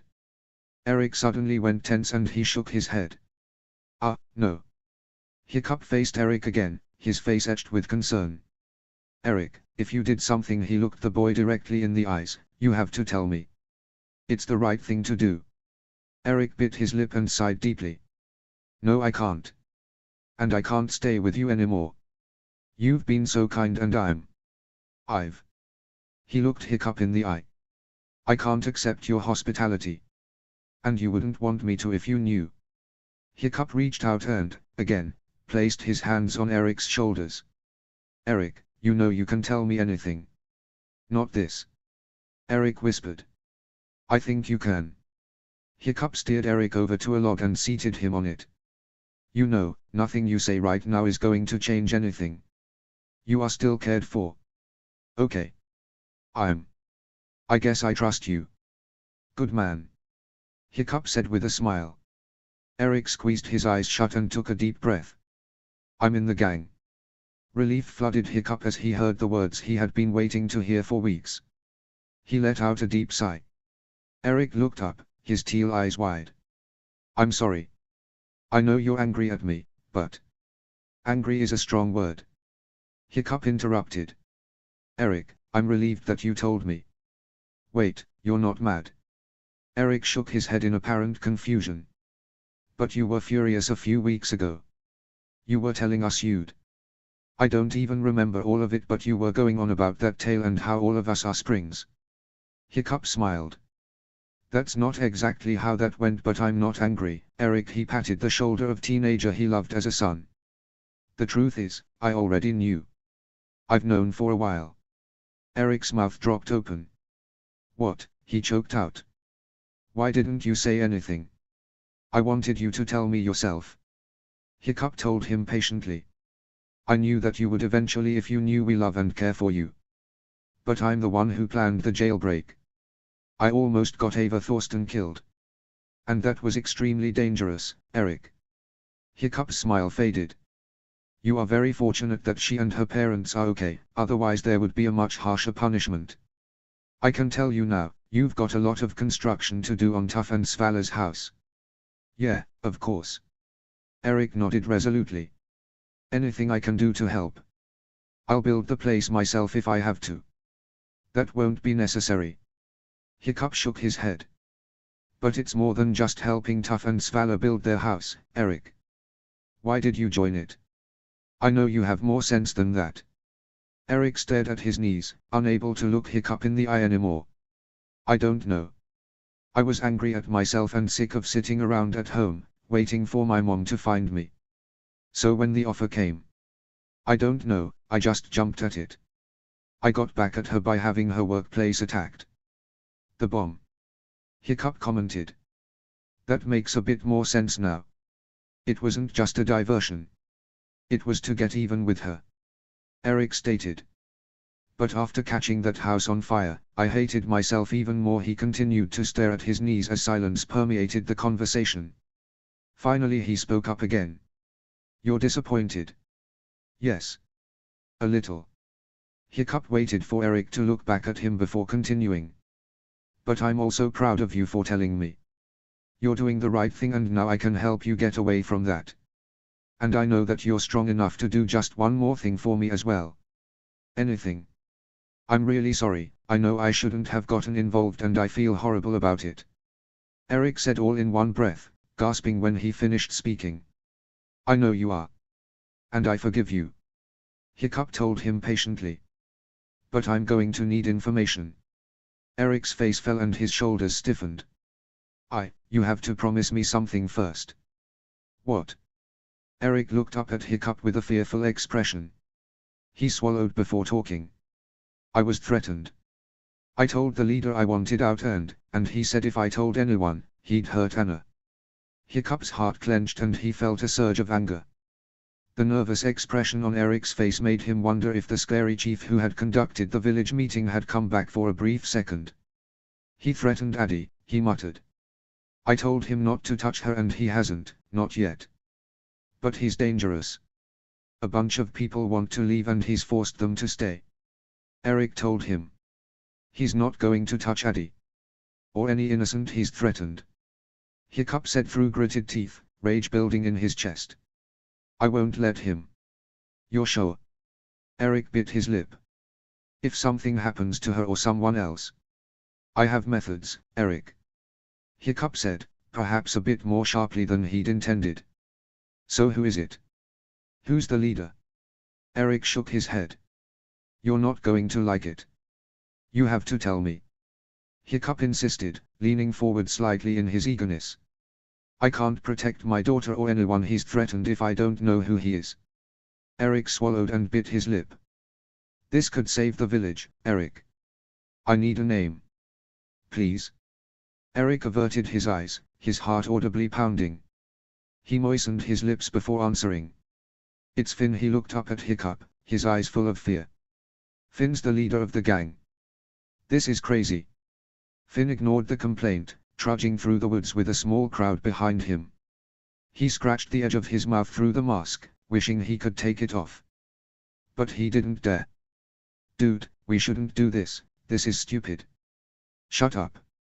Finn hissed over his shoulder at the two teenagers walking behind him. Both visibly gulped. Just because there's no moon and it's colder out, doesn't mean there aren't any guards around. The teen closest to him, Helga, shuddered underneath her mask. Finn, really, we don't want to get. We won't. Finn nearly growled, fighting to keep his voice low. Shut up or the first thing I'm doing when we get in there is to find Gunnar. Okay. Helga amended. She swallowed hard. I just. You're being a coward. Shut up. Finn faced forward again, waiting. They walked through the thick foliage until they reached the opening to the passage Finn had found. He wordlessly waved for the others to crowd around the rock as he moved it over, dimly illuminated by the light from Kale's lantern. Let's move. Without waiting for them, the teenager slid into the passageway and ran toward the hall. He heard soft footfalls behind him. Though Kale's lantern was the only source of light, he soon became aware of one of the teenagers catching up to him. He knew who it was even before they spoke. He would know that out of shape puffing anywhere. This is stupid. Eric panted through his mask. Gods, 5 minutes. Finn nearly growled, pushing the door open a crack. 5 and we're out of here. A lot can happen in F. Larson, shut your face or I'll shut it for you. Eric gritted his teeth and looked away. Better. Now get in there. Last one in, close the door. Finn glared at Eric as he shoved past into the hall, and then stepped in behind him. Kale placed his lantern in the passage before sealing it, and the entire gang fanned out behind their leader. The great hall looked massive in the darkness. The lack of moonlight outside formed a strange, inky darkness akin to the never-ending depths of the ocean. Seeing the usually comforting building so dark and empty made the teenagers shift in place uncomfortably. As per usual, Finn took charge, grabbing a match and candle from his pocket. The others followed suit, each pulling out a small candle. It had been decided beforehand to use candles as their individual sources of light. Easy to snuff out but providing enough light for them to not trip and die on tables and chairs. Plus they'd be hard to detect through the closed doors. All right, let's get this over with. You three go over there. Finn pointed to Jackie, Kale and Free. The rest of you with me. The teenagers spread throughout the great hall, their candles lighting up the darkness. Shadows danced across the broad beams, chairs and tables. The bar and food set-up areas were a massive black hole on the right side. The farthest parts of the room couldn't be seen with their measly flames. Every person had his or her instructions.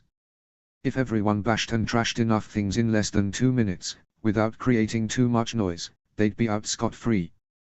Whether everyone made it to their homes or not was another matter entirely, but Finn intended to take care of himself at that point. To a certain extent, it was every man for himself. Tables flipped, barrels rolled and chairs scattered around as Kale and Free went to town at the bar. A few glasses were tossed to the ground over their shoulders, shattering upon impact on the stone ground. Finn suppressed the urge to yell at them to be quieter. Without prior notice, the great hall doors slammed shut with a horrendous bang. The teenagers jumped and whirled to the doors, barely visible in the darkness. Nothing could be seen in the area. Eric sidestepped to Finn as quietly as he could. What was? I thought we closed the door. Finn interrupted in a hoarse whisper. We did. Eric swallowed thickly, heart in his throat. Did someone sneak in? Nobody's that fast. Not even. Finn paused, glancing at Kylan on his other side. Hey, go check it out. Me? She asked incredulously, a few blonde curls sticking out of the eye holes of her mask. You're the one who wants. Go. Finn ground out with gritted teeth. Despite the mask, Kylan gulped at his expression. Fine. The 14-year-old girl slowly marched back toward the doors, the rest of the group watching warily. Halfway there, a loud creak erupted from the rafters above. The teenagers whirled, looking up, hearts pounding. Finn. Eric whispered. We gotta get out of here. The Haddocker wanted to argue, but couldn't deny that his own heart was beating out of his chest. Fine. Let's go. He brushed past Eric to meet Kylan at the door, and froze. A red, scaly face with green eyes hovered just above her head, grinning at her with sharp teeth. Kylan! Finn shouted, too late. The Changeling roared, catching the girl off guard. She screamed in terror as it took her in its claws and flew to the rafters. Not a second after, a large fireball shot into the center fireplace, lighting up the great hall with a white-hot bang. The teenagers cried out in fear and pain, momentarily blinded. Go, go, go. Finn yelled to them, charging toward the doors. The teenagers converged toward the doorway, but suddenly Thorin slammed into the floor belly first, then was yanked backwards and toward the rafters with a blood-curdling scream. Finn watched in near slow motion as a rope caught Helga on the ankle as she ran, collapsed, and then shot into the darkness above. Another white-hot blast of fire hit the pit and the remaining teenagers hit the ground. Disoriented and scared, they clambered to their feet in time for another dragon to swoop down and snatch them off the ground. Gunnar and Jackie screamed as they were carried off. In less than a minute, only Finn and Eric remained. A man dressed in all black jumped down from a nearby pillar and grabbed Eric's arm, wrenching him back and against the pillar. Finn nearly made it to the door when a sonic whistle sounded above, and he instinctively skidded to a halt and hit the deck. The blast slammed against the doors with finality, a ring of purple shooting throughout the hall. Luckily the door was made to withstand even the strongest dragon's firepower, but still it flamed. Finn looked around the destroyed hall, slightly dazed. Under normal circumstances, such destruction would have made him proud. But in fact, it shocked him. He hadn't even done all this. Yet it made his stomach churn just what a little firepower could do. He heard a terrified squeal and looked up, shocked to see his friends dangling from ropes by their ankles or in the clutches of dragons. The council glared down at him from the rafters. He briefly wondered if he'd been spared for a reason. If they didn't know who he was, they probably would soon enough. As he got to his knees, he froze, the sound of a familiar step thunk breaking the silence. He swallowed and looked up at his father, who emerged from the darkness, standing atop the edge of the fire pit. Finn briefly wondered how he was able to withstand the heat still rolling over the edges. Chief Hiccup Horrendous Haddock III stood regally on the edge of the fire pit, his Night Fury crouched beside him on the ground with a snarl on his face. Finn had never been afraid of his father's dragon before. But he knew one false move and Toothless would pounce. Hiccup stared at him with the most calculating scowl he'd ever seen. Finn wondered if he knew which little imp he was staring at. Then he looked up at the other teenagers dangling above. The silence, other than the crackling of fire and Toothless low growls, was deafening. Unbelievable. Hiccup finally muttered, turning his eyes back on Finn.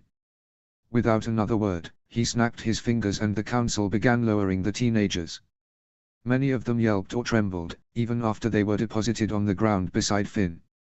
The guards, councilmen and dragons formed a tight circle around them. Hiccup dropped to the ground, right leg first. Slowly, he walked to the center of the circle and faced the teen at Finn's far right. He stared at the girl for a moment before reaching up and tearing her mask off. Jackie winced, staring at the ground. The chief stared at her in shame for another moment, then moved on to the next. Helga's hair tumbled to her shoulders and she tearfully stared at her chief before shamefully looking at the floor. The little boy standing beside her holding her hand whimpered when Hiccup stood in front of him. The chief rested his hand on the boy's shoulder and carefully took off the mask. Gunnar let out a sob when his face was revealed, and then hid in Helga's arm. Finn faced forward, gritting his teeth, maybe a little bit anxiously. Kale and Free came next, to which Hiccup muttered, "No surprises there," and moved on. Kylan visibly shook in place, clearly shaken. Her blonde curls stuck up in every direction when he removed the mask. She swallowed hard, steeling herself before looking up at the chief. "I'm sorry," she squeaked. I didn't." "Sure," Hiccup told her in a gentle, yet firm voice. Finn tensed when Eric grabbed his own mask, wrenched it off and threw it at his feet. The Haddock boy gave him a glare, which went ignored. Hiccup practically walked past Eric, which Finn would have thought more about if his father wasn't suddenly standing in front of him. Steeling himself, Finn waited for his father to grab his mask. Did he already know? Would he be shocked? What would he say? Hiccup broke the silence. "Why don't you swallow your pride and reveal yourself?" It wasn't a request. Finn heard the reprimanding disappointment in his father's voice and the fear fled his system. So what if he knew? Might as well make it count. With an air of defiance, Finn ripped the mask off his head and tossed it over his shoulder. "There. Happy?" Silence took over the room as the Haddocks stared each other down. Finn called upon every single ounce of anger and contempt and stubbornness he had in his system to not crack under his father's steely gaze. "I ought to smack the smug look right off your face," Hiccup whispered. "Do it." Finn dared. Hiccup tensed, giving Finn a flash of pride. From the corner of his eye, the teenager could see his mother standing with her arms crossed with a murderous expression. His father he could deal with. He'd have to think of something good to placate her. "Gunnar." Hiccup broke the silence sharply. The teenagers jumped, especially the boy in question. "Go see your father." The chief's eyes never left his sons. Gunnar stared at the chief for a moment in shock before finding his father, Fishlegs, in the circle. His scowl too, was murderous. The boy glanced at the chief once more before inching his way toward Fishlegs, who steered him into a chair with 3 fingers. The boy made no moves to fight. Helga swallowed nervously but remained in her place. Finn wondered how long he could stare his father full in the face. Deep down, he could feel his resolve cracking. Those green eyes were unnerving after several minutes of glaring with hardly a blink. He could almost see the artery in his dad's neck pulsing with suppressed anger. Finally, Finn caught a whiff of smoke and chanced to glance at the burning rubble. "For the record, you did more damage in here than we did." Hiccup's face crumpled into a sneer and Finn nearly stepped away. "Don't patronize me. Hey, if a guy can't be honest then." "Finn, shut up." Helga interrupted. "You shut up. All of you shut up," Hiccup commanded, his voice echoing